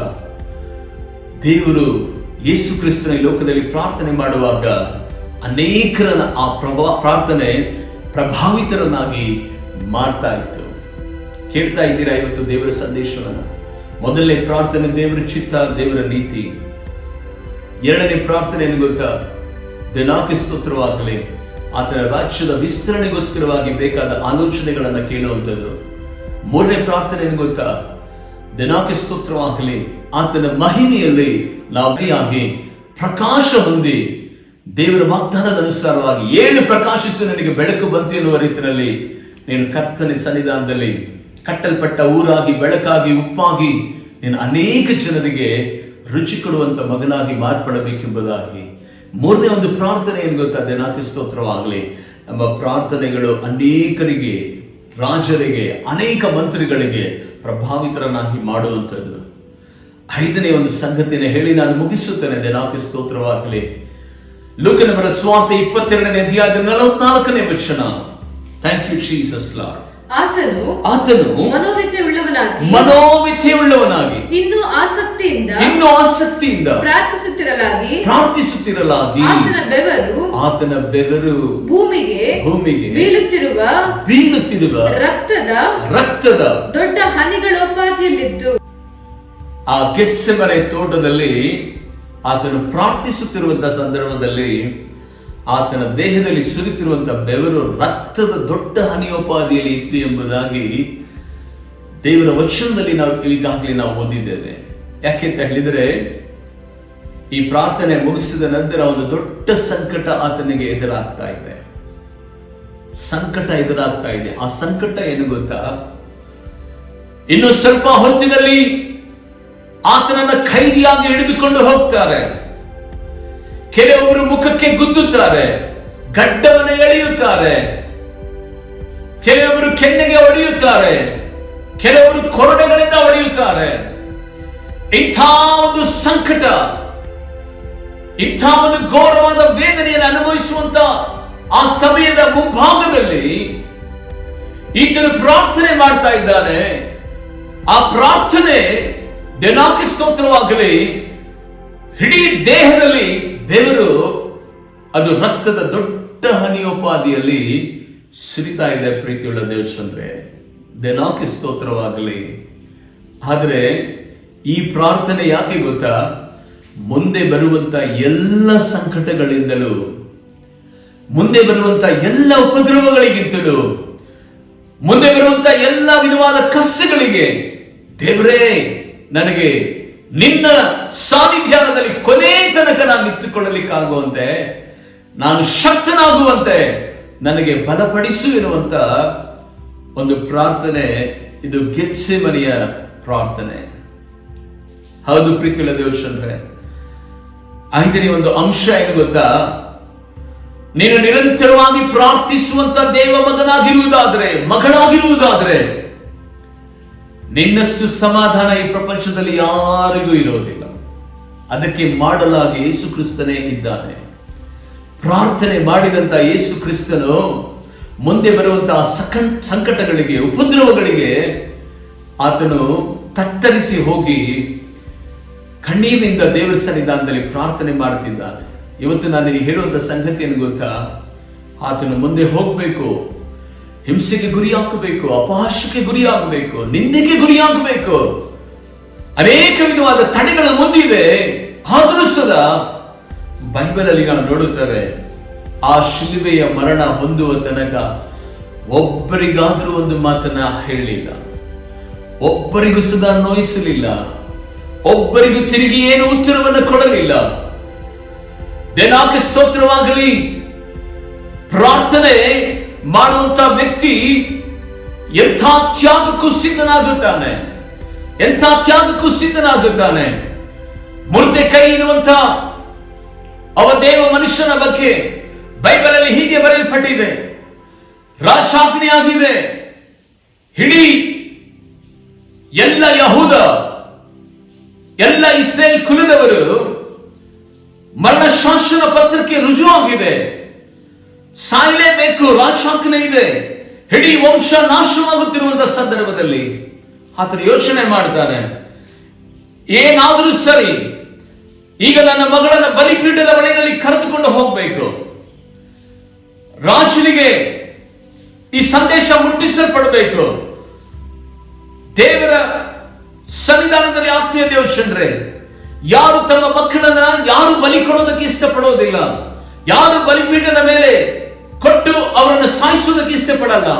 ಆದ್ರೆ ಮೊರ್ದೆಕೈ ತೀರ್ಮಾನ ಮಾಡಿದನು, ಏನೇ ಆದರೂ ಸರಿ ನನ್ನ ಜನರು ರಕ್ಷಣೆಗೆ ಬರಬೇಕು, ನನ್ನ ಜನರು ಆ ಮರಣ ಶಾಸನದಿಂದ ತಪ್ಪಿಸಿಕೊಳ್ಳಬೇಕೆಂಬುದಾಗಿ ಮೊರ್ದೆಕೈ ತನ್ನ ಒಬ್ಬಳೆ ಮಗಳು ಎಸ್ತರಳನ್ನ ರಾಜನ ಮುಂಭಾಗದಲ್ಲಿ ಕಳಿಸಲೇಬೇಕೆಂಬುದಾಗಿ ನಿರ್ಣಯ ಮಾಡ್ತಾನೆ. ಏನೆಂಬುದಾಗಿ ನಡೆಸುವಾಗ ರಾಜನ ಮುಂದೆ ಸುಮ್ಮನೆ ಯಾರು ಹೋಗಂಗಿಲ್ಲ. ರಾಜ ಹೇಳಿದ ಹೊರತು ಆತನ ಮುಂಭಾಗದಲ್ಲಿ ಹೋದ್ರೆ ಅಲ್ಲಿ ಅವರು ಸಾಯಲೇಬೇಕಾಗ್ತದೆ. ಅಂತ ಪರಿಸ್ಥಿತಿಯಲ್ಲಿ ಮೊರ್ದೆಕೈ ಪ್ರಾರ್ಥನಾ ವೀರನು, ನನ್ನ ಮಗಳನ್ನ ಬೇಕಾದ್ರೆ ನಾನು ಬಲಿ ಕೊಡೋದಕ್ಕೆ ಸಿದ್ಧನಾಗುತ್ತೇನೆ, ಆದ್ರೆ ದೇವರು ನಮ್ಮ ಕೈ ಬಿಡೋದಿಲ್ಲ ಎಂಬುದಾಗಿ ಶಾಂತ ರೂಪನಾಗಿ ತನ್ನ ಮಗಳಿಗೆ ಸಂದೇಶವನ್ನು ಮುಟ್ಟಿಸುತ್ತಾನೆ. ಈಗೋ ನೀನು ರಾಜನ ಮುಂಭಾಗದಲ್ಲಿ ಹೋಗಿ ಮಾತನಾಡಬೇಕೆಂಬುದಾಗಿ ಅವರು 3 ದಿನಗಳ ಕಾಲ ಉಪವಾಸವಿದ್ದು ಪ್ರಾರ್ಥನೆ ಮಾಡಿ ರಾಜನ ಮುಂಭಾಗದಲ್ಲಿ ಹೋಗಿ ನಿಂತುಕೊಳ್ಳುವಂತಹ ಸಂದರ್ಭದಲ್ಲಿ ಆ ಮರಣ ಶಾಸನದ ಆಜ್ಞೆ ರದ್ದಾಗುತ್ತದೆ. ಇಡೀ ಯಹೂದ ವಂಶ, ದೇವನಾಕಿ ಸ್ತೋತ್ರವಾಗಲಿ, ಇಸ್ರೇಲ್ ವಂಶ ಅಲ್ಲಿ ಬದುಕಿ ಉಳಿದಿದ್ದನ್ನು ನಾವು ನೋಡುತ್ತೇವೆ. ಅದೇ ರೀತಿಯಾಗಿ ಪರಲೋಕದ ದೇವರು ತನ್ನ ಏಕಕುಮಾರನಾಗಿರುವಂತಹ ಯೇಸು ಕ್ರಿಸ್ತನನ್ನ ಈ ಲೋಕದಲ್ಲಿರುವಂತಹ 950 ಕೋಟಿ ಜನರಿಗೋಸ್ಕರವಾಗಿ ತನ್ನನ್ನೇ ತಾನು ಬಲಿ ಕೊಡುವುದಕ್ಕೋಸ್ಕರವಾಗಿ ಆ ಮಗನನ್ನೇ ಬಲಿಪೀಠದ ಮುಂದೆ ತೆಗೆದುಕೊಂಡು ಬಂದು ಚಚ್ಚುವುದಕ್ಕಾಗಿ ತೀರ್ಮಾನ ಮಾಡಿದನು. ಆ ಸಂಕಲ್ಪವನ್ನ ನೆರವೇರಿಸುವುದಕ್ಕಾಗಿಯೇ ಗ್ರಂಥಗಳಲ್ಲಿ ಬರೆದಿರುವಂತಹ ದೇವರ ಆ ನಿಬಂಧನೆಗಳನ್ನು ನೆರವೇರಿಸುವುದಕ್ಕಾಗಿಯೇ ಯೇಸು ಕ್ರಿಸ್ತನು ಕೊನೆಯ ಪ್ರಾರ್ಥನೆ ಏನು ಗೊತ್ತಾ? ಸಮಾಪ್ತಿ ಎಂಬುದಾಗಿ, ಎಲ್ಲವೂ ತೀರಿತು ಎಂಬುದಾಗಿ, ಎಲ್ಲವನ್ನ ಮಾಡಿ ಮುಗಿಸಿದನೆಂಬುದಾಗಿ ಹೇಳಿ ಪ್ರಾರ್ಥನೆಯಲ್ಲಿ ತನ್ನ ಚರಿತ್ರೆಯನ್ನ ಪ್ರತ್ಯೇಕವಾಗಿ ಈ ಲೋಕದಲ್ಲಿರುವಂತಹ ಎಲ್ಲ ಮನುಷ್ಯರಿಗಾಗಿ ಆತನು ಶಿಲುಬೆಯನ್ನು ಏರಿ ತನ್ನ ಪ್ರಾಣವನ್ನು ಕೊಟ್ಟು ನಾವು ಇವತ್ತು ನಿಂತುಕೊಂಡಿದ್ದೇವೆ, ದೇವರ ವಾಕ್ಯವನ್ನು ಕೇಳ್ತಾ ಇದ್ದೇವೆ, ಹಾಡುಗಳನ್ನು ಹಾಡ್ತಾ ಇದ್ದೇವೆ. ಅದಕ್ಕೆ ಕಾರಣ ಏನು ಗೊತ್ತಾ? ಆ ಗೆತ್ಸೆಮನೆ ಪ್ರಾರ್ಥನೆಯೇ ಕಾರಣವಾಗಿದೆ. ಆ ಗೆತ್ಸೆಮನೆಯ ಆ ಪ್ರಾರ್ಥನೆಯ ಕಾರಣವಾಗಿದೆ. ಆ ಪ್ರಾರ್ಥನೆ ಮಾಡಿದ యేసయ్య ಆತನ ಒಂದು ಸಲ ಹೊಡೆಯುವಂತವರಿಗೆ, ಉಗುಳಿದಂತವರಿಗೆ, ಕೀಳಾಗಿ ನೋಡಿದಂತವರಿಗೆ ತಿರುಗಿ ಒಂದು ಮಾತನಾಡಲಿಲ್ಲ. ದೇವರಿಗೆ ಸ್ತೋತ್ರವಾಗಲಿ. ಇವತ್ತು ನಿನಗೆ ಒಂದು ಸಂದೇಶ ಇದೆ. ಏನು ಗೊತ್ತಾ? ನಿನ್ನ ಆತ್ಮಿಕತೆ ಬದುಕಿನಲ್ಲಿ ಪ್ರಾರ್ಥನೆ ಮಾಡುವ ವ್ಯಕ್ತಿಯಾಗಿರುವುದಾದ್ರೆ, ನಿನ್ನ ಜೀವಿತದಲ್ಲಿ ನಿನಗೆ ಎಷ್ಟೇ ಜನ ವಿರೋಧಿಗಳು ಬಂದರು, ನಿನಗೆ ಕೀಳಾಗಿ ಕಂಡ್ರು, ನಿನಗೆ ಮುಖಕ್ಕೆ ಹೊಡೆದರು, ನಿನಗೆ ಗುದ್ದಿದ್ರು ಸದಾ ತಿರುಗಿ ನೀನು ಮರು ಮಾತನಾಡೋದಿಲ್ಲ. ದೇವರು ನಿನಗೆ ನೂತನ ಶಕ್ತಿ ಕೊಡುತ್ತಾನೆ. ಕಾರಣ ಏನಂದ್ರೆ, ಕಡೇ ಕಾಲದಲ್ಲಿ ಇವೆಲ್ಲ ಮುಗಿದ ಮೇಲೇನೆ ಎಂಬುದಾಗಿ ಲೂಕನ ಬರೆದ ಸುವಾರ್ತೆ 21ನೇ ಅಧ್ಯಾಯ 36ನೇ ವಚನ ನಾವು ಪ್ರಾರಂಭ ಮಾಡಿದ್ವಿ. ನಾನು ಮತ್ತೆ ಅಲ್ಲಿಗೆ ಬರ್ತೇನೆ. ಕಡೇ ಕಾಲದಲ್ಲಿ ಈ ಕಠಿಣ ಕಾಲಗಳೆಲ್ಲವೂ ಸುಧಾ ಮುಗಿದ ಮೇಲೆ ಈಗ ಕಾಲಗಳು ಪ್ರಾರಂಭವಾಗಿದೆ, ಗಳಿಗೆ ಪ್ರಾರಂಭವಾಗಿದೆ, ಹಿಂಸೆಗಳ ಕಾಲ ಪ್ರಾರಂಭವಾಗುತ್ತದೆ, ಹಿಡಿದುಕೊಳ್ಳುವ ಕಾಲ ಪ್ರಾರಂಭವಾಗುತ್ತದೆ, ಸೆರೆಮನೆಗೆ ತಳ್ಳುವ ಕಾಲ ಪ್ರಾರಂಭವಾಗುತ್ತದೆ. ಅನೇಕ ವಿಧವಾದಂತ ದುಃಖದಲ್ಲಿ ನಾವು ಹಾದು ಹೋಗಬೇಕಾಗ್ತದೆ. ಆದ್ರೆ ಅವೆಲ್ಲವನ್ನ ಮುಗಿಸಿ ದೇವರ ಮುಂದೆ ನಾವು ನಿಂತುಕೊಳ್ಳಬೇಕಂದ್ರೆ, ನಮಗೆ ಆತನ ಸನ್ನಿಧಾನದಲ್ಲಿ ಶಕ್ತನಾಗಿ ನಾವು ನಿಂತುಕೊಳ್ಳಬೇಕಂದ್ರೆ, ನಮಗೆ ಬೇಕಾದಂತ ಒಂದೇ ಒಂದು ಜೀವಿತ, ಕ್ರೈಸ್ತ ಜೀವಿತಕ್ಕೆ ಬೇಕಾದಂತ ಒಂದು ಬುನಾದಿಯನ್ನ ಯೇಸು ಕ್ರಿಸ್ತನ ಹಾಕಿದ್ದಾನೆ. ಅದು ಪ್ರಾರ್ಥನೆ, ಪ್ರಾರ್ಥನೆ, ಪ್ರಾರ್ಥನೆ. ದೇವರ ಮಗುವೆ, ನಿನ್ನ ಕುಟುಂಬದಲ್ಲಿ ಇವತ್ತು ಪ್ರಾರ್ಥನೆ ಮಾಡುವ ವ್ಯಕ್ತಿಯಾಗಿರುವುದಾದ್ರೆ, ನಿನ್ನ ಅತ್ತೆನೂ ನಿನಗೆ ವಿರೋಧ ಮಾಡಲ್ಲ, ನಿನ್ನ ಮಾವನೂ ನಿನಗೆ ವಿರೋಧ ಮಾಡಲ್ಲ, ನಿನ್ನ ತಂದೆನೂ ನಿನಗೆ ವಿರೋಧ ಮಾಡಲ್ಲ, ನಿನ್ನ ತಾಯಿನೂ ನಿನಗೆ ವಿರೋಧ ಮಾಡಲ್ಲ, ನಿನ್ನ ಸೊಸೆನೂ ಸದಾ ನಿನಗೆ ವಿರೋಧ ಮಾಡಲ್ಲ, ನಿನ್ನ ಅಳಿಯಾನು ಸದಾ ನಿನಗೆ ವಿರೋಧ ಮಾಡಲ್ಲ. ಯಾಕೆ ಅಂತ ಹೇಳಿದ್ರೆ, ಪ್ರಾರ್ಥನೆ ಮಾಡುವಂತವರಿಗೆ ಕೋಪನೇ ಬರಲ್ಲ. ಯೇಸು ಕ್ರಿಸ್ತನನ್ನು ನೋಡು, ದಿನಕ್ಕೆ ಸ್ತೋತ್ರವಾಗಲಿ. ಕೋಪನೇ ಅವರಿಗೆ ಬರಲಿಲ್ಲ. ಕೊನೆ ತನಕವು ಎಲ್ಲವನ್ನ ಸಹಿಸಿಕೊಂಡು ಕೊನೆಯವರೆಗೆ ತಾಳಿಕೊಂಡ್ರೆ ಮಾತ್ರ ಆ ನಿತ್ಯ ರಾಜ್ಯದಲ್ಲಿ ನಿನಗೆ ಪ್ರವೇಶ. ಆ ನಿತ್ಯ ರಾಜ್ಯಕ್ಕೆ ನೀನು ಹೋಗ್ಬೇಕಂದ್ರೆ ಈ ಜೀವಿತ ಕಾಲವೆಲ್ಲ ನಿನ್ನ ಮೊಣಕಾಲ ಮೇಲೆ ನೀನು ನಿಂತುಕೊಳ್ಳಬೇಕು. ಜೀವಿತ ಕಾಲವೆಲ್ಲ ಕರ್ತನಿಗೆ ನೀನು ಪ್ರಾರ್ಥನೆ ಮಾಡಬೇಕು. ಆಗಲೇ ಆತನ ಸಮ್ಮುಖದಲ್ಲಿ ಸದೃಢವಾಗಿ ನಿಂತುಕೊಂಡು ಆತನ ರಾಜ್ಯದಲ್ಲಿ ನೀನು ಉಪಯೋಗಿಸಲ್ಪಡುವ ಪಾತ್ರೆಯಾಗಿ ಆತನ ಬರಣದಲ್ಲಿ ನೀನು ಮೇಲಕ್ಕೆ ಎತ್ತಲ್ಪಡುವಿ. ಪ್ರಾರ್ಥನೆ ಮಾಡಿಕೊಳ್ಳುವಂತರಾಗೋಣ. Hallelujah, hallelujah, hallelujah, hallelujah. ಪರಿಶುದ್ಧನಾದ ದೇವ, ನಿಮ್ಮ ನಾಮಕ್ಕೆ ಮಹಿಮೆ ಸಲ್ಲಿಸುತ್ತೇವೆ. ದೇವರೇ ಕರ್ತನೆ, ಒಂದು ವಿಶೇಷವಾದ ಆತ್ಮಭರಿತವಾದ ಪರಿಶುದ್ಧಾತ್ಮನ ಮೂಲಕವಾಗಿ ದೇವರೇ ಕರ್ತನೆ ಸ್ವಾಮಿ, ನಮ್ಮ ಮನ ಕಣ್ಣುಗಳು ತೆರೆಯುವ ಹಾಗೆ, ನಮ್ಮ ಮನೋನೇತ್ರಗಳು ಬೆಳಗುವ ಹಾಗೆ ದೇವಾದಿ ದೇವರೇ ಕರ್ತನೆ, ಇವತ್ತು ದೇವರೇ ಕರ್ತನೆ ಸ್ವಾಮಿ, ಈ ಪ್ರಾರ್ಥನೆಯನ್ನ ಕುರಿತು ನಮ್ಮ ಸಂಗಡ ನೀನು ಮಾತನಾಡಿದಕ್ಕಾಗಿ ಸ್ತೋತ್ರ. ನೀನು ಮೆಚ್ಚುವ ಪ್ರಾರ್ಥನೆ ಎಂಥದ್ದು ಎಂಬುದಾಗಿ ನಮ್ಮ ಜೀವಿತದಲ್ಲಿ ಇವತ್ತು ನೀನು ಪ್ರಕಟಿಸಿದಕ್ಕಾಗಿ ನಿನಗೆ ಸ್ತೋತ್ರ ಮಾಡುತ್ತೇವೆ. ಯೇಸು ಕ್ರಿಸ್ತನ ನಾಮದಲ್ಲಿ ಈ ಸಂದೇಶವನ್ನು ಕೇಳುತ್ತಿರುವಂತ ಒಬ್ಬೊಬ್ಬರ ಮೇಲೂ ಸದಾ ನಿನ್ನ ಪ್ರಾರ್ಥನಾ ಆತ್ಮವನ್ನ ಬಿಡುಗಡೆ ಮಾಡು ಸ್ವಾಮಿ, ಬಿಡುಗಡೆ ಮಾಡು ದೇವರೇ. ನಿನ್ನ ಬರೋಣದಲ್ಲಿ ಕರ್ತನೆ ಶಕ್ತರಾಗಿ ನಿಂತುಕೊಳ್ಳಲಿಕ್ಕಾಗುವಂತೆ ದೇವರೇ ಕರ್ತನೆ ಸ್ವಾಮಿ, ನಿನ್ನ ರಾಜ್ಯದಲ್ಲಿ ಕರ್ತನೆ ಇವರು ಪ್ರವೇಶ ಮಾಡಲಿಕ್ಕಾಗುವಂತೆ ಬೇಕಾದಂತ ಕರ್ತನೆ ಪ್ರಾರ್ಥನಾ ಜೀವಿತವನ್ನ ದೇವರೇ ಕರ್ತನೆ ಪ್ರಾರ್ಥನಾ ಜೀವಿತವನ್ನ ಕಟ್ಟಿಕೊಳ್ಳಲಿಕ್ಕಾಗುವಂತೆ ಈ ಮಕ್ಕಳೆಲ್ಲರನ್ನ ಸದಾ ನಿನ್ನ ಅಭಿಷೇಕದಲ್ಲಿ ಮರೆಮಾಚು. ಪ್ರಾರ್ಥನಾ ಬಲದಿಂದ ತುಂಬಿಸುವಂತನಾಗು, ಕಡೆ ಕಾಲದ ಆತ್ಮನಿಂದ ಅಭಿಷೇಕಿಸುವಂತನಾಗು. ನಿನ್ನ ರಾಜ್ಯದಲ್ಲಿ ಕರ್ತನೆ ಸ್ವಾಮಿ, ನಿನ್ನ ಶುಭ ವಾರ್ತೆಗಾಗಿ ದೇವರೇ ಅನೇಕರಿಗೆ ಪ್ರಭಾವಗೊಳಿಸುವುದಕ್ಕಾಗಿ, ಅನೇಕರಿಗೆ ಆಕರ್ಷಿಸುವುದಕ್ಕಾಗಿ ದೇವರೇ ಅನೇಕರಿಗೆ ಕರ್ತನೆ ಸ್ವಾಮಿ ನಿನ್ನ ಸನ್ಮಾರ್ಗದಲ್ಲಿ ನಡೆಸುವುದಕ್ಕಾಗಿ, ಸಮಾಧಾನದಿಂದ ಇರುವುದಕ್ಕಾಗಿ, ದೀರ್ಘಶಾಂತರಾಗಿರುವುದಕ್ಕಾಗಿ ನಿನ್ನ ಮಕ್ಕಳನ್ನ ನೀನು ಬಲಪಡಿಸುವಂತವನಾಗಪ್ಪ, ನೀನು ಬಲಪಡಿಸುವಂತವನಾಗು ರಾಜ. ಈ ಸಂದೇಶವನ್ನು ಕೇಳುತ್ತಿರುವಂತವರ ಜೀವಿತದಲ್ಲಿ ದೇವರೇ ಇವತ್ತಿನಿಂದ ಒಂದು ದೊಡ್ಡ ಬದಲಾವಣೆ ಉಂಟಾಗಲಿ. ಅವರ ಗುಡಾರದಲ್ಲಿ ಪ್ರಾರ್ಥನೆ ಮೇಘ, ಪ್ರಾರ್ಥನೆಯ ಧೂಪ ಇಳಿದು ಬರಲಿ ರಾಜ. ಹಳೆ ಒಡಂಬಡಿಕೆ ಕಾಲದಲ್ಲಿ ಕರ್ತನೆ ಸ್ವಾಮಿ ಮಹಾಪರಿಶುದ್ಧವಾದಂತ ಆ ಸ್ಥಳಕ್ಕೆ ಯಾಚಕನು ಪ್ರವೇಶ ಮಾಡುವಾಗ ಒಂದು ಕೈನಲ್ಲಿ ರಕ್ತ, ಇನ್ನೊಂದು ಕೈನಲ್ಲಿ ಧೂಪದಾರತಿಯನ್ನು ಹಿಡಿದುಕೊಂಡು ಧೂಪ ಹಾಕುವಾಗ ಆಲಯದ ತುಂಬಾ ಎಲ್ಲ ಕರ್ತನೆ ಸ್ವಾಮಿ ಆ ಮೇಘವು ಹರಡುತ್ತಾ ಇತ್ತು ದೇವರೇ. ಆ ಮೇಘವು ಹರಡಿದ ನಂತರ ಆ ಮಹಾಯಾಚಕನು ಆ ರಕ್ತವನ್ನು 7 ಸಾರಿ ಪ್ರೋಕ್ಷಿಸಿದ ನಂತರ ದೇವರೇ ಕರ್ತನೆ ಅವನ ಸಂಗಡ ನೀನು ಮಾತನಾಡುತ್ತಾ ಇದ್ದೆ, ದರ್ಶನಗಳನ್ನ ನೀನು ಕೊಡ್ತಾ ಇದ್ದೆ, ಆಲೋಚನೆಗಳನ್ನ ಪ್ರಕಟಿಸ್ತಾ ಇದ್ದೆ. ಆದ್ರೆ ಹೊಸ ಒಡಂಬಡಿಕೆಯ ದೇವರೇ ಕರ್ತನೆ ಮಹಾಯಾಚಕನಾಗಿ ಈ ಲೋಕದಲ್ಲಿ ಮಲ್ಕಿಸೆದೇಕ್ ತೆರೆದ ಯಾಚಕನಾಗಿ ಕೊಂಡು ಬಂದು ತನ್ನ ಪ್ರಾಣವನ್ನೇ ನಮಗಾಗಿ ಕೊಟ್ಟು ಸುರಿಸಿದಂತ ಆ ಅಮೂಲ್ಯ ರಕ್ತದಿಂದ ಶುದ್ಧೀಕರಿಸಿದಂತ ನಮ್ಮ ಮೇಲೂ ಕರ್ತನೆ ಸ್ವಾಮಿ ಇನ್ನೂ ಉನ್ನತವಾದಂತ ಪ್ರಾರ್ಥನಾ ಅಭಿಷೇಕವನ್ನ, ಪ್ರಾರ್ಥನಾ ಧೂಪವನ್ನ ದೇವರೇ ನಮ್ಮ ಮೇಲೆ ನೀನು ಬಿಡುಗಡೆ ಮಾಡಿ ಎಂಬುದಾಗಿ ನಾವು ಕೇಳುತ್ತೇವೆ. ದೇವಾದಿ ದೇವನೇ ಕರ್ತನೆ ಸ್ವಾಮಿ, ಪರಿಸಾಯರ ದೇವರ ಸದ್ದುಕಾಯರ ನೀತಿಗಿಂತಲೂ ಸದಾ ನಿಮ್ಮ ನೀತಿ ಉನ್ನತವಾಗಿರಬೇಕೆಂಬುದಾಗಿ ದೇವಾದಿ ದೇವನೇ ಕರ್ತನೆ ಹಳೆಯ ಆ ಆಲಯದ ವೈಭವಕ್ಕಿಂತಲೂ ಮುಂದಿನ ಆಲಯದ ವೈಭವದ ಮಹಿಮೆ ಇನ್ನೂ ಹೆಚ್ಚಾಗಿರ್ತದೆ ಎಂಬುದಾಗಿ ಹೇಳಿದ ಹಾಗೆ ದೇವಾ ಕರ್ತನೆ ನಿನ್ನ ಆತ್ಮನೇ ತಾನೇ ಪ್ರಕಟಿಸಿರುವ ಹಾಗೆ ನೀವು ನನಗೆ ದೇವರ ಆಲಯವಾಗಿದ್ದೀರಿ ಎಂಬುದಾಗಿ ಹೇಳಿ ನೀನ್ ತಾನೇ ಕರ್ತನೆ ಪ್ರಕಟಿಸಿದ ರೀತಿಯಲ್ಲಿ ಈ ದೇಹವೆಂಬ ನಿನ್ನ ಆಲಯದಲ್ಲಿ ನಿನ್ನ ಪ್ರಾರ್ಥನಾ ಧೂಪ ಯಾವಾಗಲೂ ಸದಾ ಹೊತ್ತಿ ಉರಿಯಲಿಕ್ಕಾಗುವಂತೆ, ಆ ಪ್ರಾರ್ಥನಾ ಧೂಪ ನೇರವಾಗಿ ನಿನ್ನ ಸಿಂಹಾಸನಕ್ಕೆ ಬರಲಿಕ್ಕಾಗುವಂತೆ ಪ್ರತಿಯೊಬ್ಬರನ್ನು ಸದಾ ನೀನು ಅಭಿಷೇಕದಲ್ಲಿ ಮರೆಮಾಚು ಎಂಬುದಾಗಿ ನಾನು ಪ್ರಾರ್ಥಿಸ್ತೇನೆ. ಸಭೆಗಳಲ್ಲಿ ಪ್ರಾರ್ಥನಾ ಕೂಟಗಳು ನಡೆಯಲಿದೆ ಅವರೇ, ಆನ್ಲೈನ್ ಪ್ರೇಯರ್ಗಳು ಪ್ರಾರಂಭವಾಗಲಿದೆ ಅವರೇ ಕರ್ತನೆ, ಮಧ್ಯರಾತ್ರಿಯ ಕೂಟಗಳು ಪ್ರಾರಂಭವಾಗಲಿ, ವಿಜ್ಞಾಪನೆಯ ಕೂಟಗಳು ಪ್ರಾರಂಭವಾಗಲಿ, ಕೃತಜ್ಞತಾ ಪ್ರಾರ್ಥನಾ ಕೂಟಗಳು ಪ್ರಾರಂಭವಾಗಲಿ.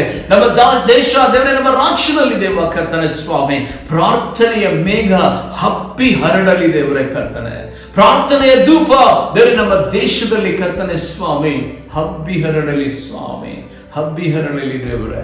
ಓ thank you Jesus, thank you Jesus. ಒಬ್ಬೊಬ್ಬರನ್ನು ಸದಾ ಇವತ್ತು ಹೆಸರಿಸರಾಗಿ ಆಶೀರ್ವದಿಸು ಸ್ವಾಮಿ, ಆಶೀರ್ವದಿಸು ದೇವರೇ.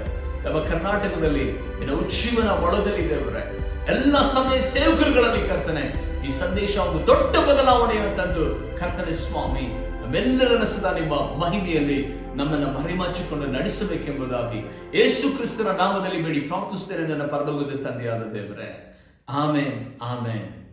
ಕರ್ತನು ನಿಮ್ಮನ್ನ ಆಶೀರ್ವದಿಸಲಿ. ಆತ್ಮೀಯ ದೇವಚಂದ್ರೇ, ದೇವರ ಸನ್ನಿಧಾನದಲ್ಲಿ ಪ್ರಾರ್ಥನೆ ಜೀವಿತವನ್ನ ನೀವು ಎಂದಿಗೂ ಸುದ ಮರಿಬೇಡ್ರಿ. ಅನುದಿನವೂ ಸುದ ನೀವು ಪ್ರಾರ್ಥಿಸ್ರಿ. ಉದಯ ಕಾಲದಲ್ಲಿ ನಾವು ಬೆಳಗಿನ ಜಾವದಲ್ಲಿ 5 ಗಂಟೆಗೆ ಸರಿಯಾಗಿ ಪ್ರಾರ್ಥನೆಯೊಟ್ಟಿಗೆ ವಾಗ್ದಾನದೊಟ್ಟಿಗೆ ನಿಮ್ಮ ಗುಡ್ಡಾರಗಳಲ್ಲಿ ನಾವು ಬರಲಿಕ್ಕಿದ್ದೇವೆ. ಪ್ರತ್ಯೇಕವಾಗಿ ಕಾಣಿಕೆಗಳು ಕೊಡಬೇಕೆಂಬುದಾಗಿ ನಿಮಗೆ ಇಷ್ಟ ಇರುವುದಾದ್ರೆ ಈ ಮೇಲೆ ಬರುವಂತ ಫೋನ್ ಪೇಗೆ ನೀವು ಕಾಣಿಕೆಗಳನ್ನ ಸಲ್ಲಿಸಬಹುದು. ಆ ಕಾಣಿಕೆಗಳು ಅನೇಕ ಹಳ್ಳಿಯ ಸೇವೆಗಳಿಗಾಗಿ ಈ ಕಾಣಿಕೆಗಳನ್ನು ನಾವು ಉಪಯೋಗಿಸುತ್ತೇವೆ. ಅಷ್ಟು ಮಾತ್ರವಲ್ಲ, ಅನೇಕ ವಿಧವಾದ ಬಡವರಿಗೂ ಅನಾರೋಗ್ಯದಲ್ಲಿರುವಂತಹ ಮಕ್ಕಳಿಗೆ ಈ ಕಾಣಿಕೆಗಳನ್ನು ಉಪಯೋಗಿಸುವಾಗ ಅದರ ಆಶೀರ್ವಾದ ನಿಮಗೂ ನಿಮ್ಮ ಕುಟುಂಬಕ್ಕೂ ಒದಗಿ ಬರಲಿ. ನಾವು ಅಂತ್ಯ ಆಶೀರ್ವಾದವನ್ನ ನಾವೆಲ್ಲರೂ ಸುದಾ ಹೊಂದಿಕೊಳ್ಳುವಂತರಾಗೋಣ. ಪರಲೋಕದಲ್ಲಿರುವಂತಹ ನನ್ನ ತಂದೆ, ನಿಮ್ಮ ನಾಮವು ಪರಿಶುದ್ಧವೆಂದು ಎಣಿಸಲ್ಪಡಲಿ, ನಿಮ್ಮ ರಾಜ್ಯವು ಬರಲಿ, ನಿಮ್ಮ ಚಿತ್ತವು ಪರಲೋಕದಲ್ಲಿ ನೆರವೇರುವ ಪ್ರಕಾರ ಭೂಲೋಕದಲ್ಲಿ ನೆರವೇರಲಿ. ನಮ್ಮ ಅನುದಿನದ ಆಹಾರವನ್ನು ಈ ಹೊತ್ತು ನಮಗೆ ದಯಪಾಲಿಸು. ನಮಗೆ ತಪ್ಪು ಮಾಡಿದವರು ನಾವು ಕ್ಷಮಿಸುವಂತೆ ನಮ್ಮ ತಪ್ಪುಗಳನ್ನು ಕ್ಷಮಿಸು. ನಮ್ಮ ಶೋಧನೆ ಒಳಗೆ ಸೇರಿಸಿದಂತೆ ಎಲ್ಲಾ ಕೇಡಿನಿಂದ ತಪ್ಪಿಸಿ ಕಾಪಾಡು. ಯಾಕೆಂದ್ರೆ ರಾಜ್ಯವು, ಬಲವು, ಮಹಿಮೆಯು ಸದಾಕಾಲ ನಿಮಗೆ ಉಂಟಾಗಲಿ. ನನ್ನ ಮನವೇ ಯೆಹೋವನನ್ನು ಕೊಂಡಾಡು, ನನ್ನ ಸರ್ವೇಂದ್ರಿಗಳೇ ಆತನ ಪವಿತ್ರ ನಾಮವನ್ನು ಕೀರ್ತಿಸಲಿ. ನನ್ನ ಮನವೇ ಯೆಹೋವನನ್ನು ಕೊಂಡಾಡು, ಆತನು ಮಾಡಿದಂತ ಉಪಕಾರಗಳಲ್ಲಿ ಒಂದನ್ನಾದರೂ ಮರೆಯಬೇಡ. ಭೂಲೋಕ ಪರಲೋಕವನ್ನುಂಟು ಮಾಡಿದ ತಂದೆಯಾದ ದೇವರ ಪ್ರೀತಿ, ನಮಗಾಗಿ ಹುಡುಕಿ ಬಂದ ಯೇಸು ಕ್ರಿಸ್ತನ ಕೃಪೆ, ನಿತ್ಯವೂ ಆತ್ಮದಲ್ಲಿ ಸತ್ಯದಲ್ಲಿ ನಡೆಸುವ ಪರಿಶುದ್ಧಾತ್ಮನ ಅನನ್ಯತೆ ಸಹವಾಸ ಕೂಡಿ ಬಂದಿರುವಂತಹ ದೇವಚರೊಟ್ಟಿಗೂ ಆತ್ಮೀಯ ಸಭೆಯ ಮಕ್ಕಳೊಟ್ಟಿಗೂ ಯುಗದ ಸಮಾಪ್ತಿಯವರೆಗೂ ಎಲ್ಲ ದಿವಸ ನಮ್ಮೆಲ್ಲೊಟ್ಟಿಗಿರಲಿ. ಆಮೆನ್. ಯೇಸು ಕ್ರಿಸ್ತನ ರಕ್ತಕ್ಕೆ ಜಯವಾಗಲಿ, ಯೇಸು ಕ್ರಿಸ್ತನ ರಕ್ತಕ್ಕೆ ಜಯವಾಗಲಿ. ಪ್ರಭು ಯೇಸು ಕ್ರಿಸ್ತನ ರಕ್ತಕ್ಕೆ ಸಂಪೂರ್ಣವಾದ ಜಯ ಸಿಗಲಿ. ಆಮೆನ್. ಕರ್ತನು ನಿಮ್ಮನ್ನ ಹೇಳವಾಗಿ ಆಶೀರ್ವದಿಸಿ ಅಭಿವೃದ್ಧಿ ಮಾಡಲಿ. ಪ್ರೈಸ್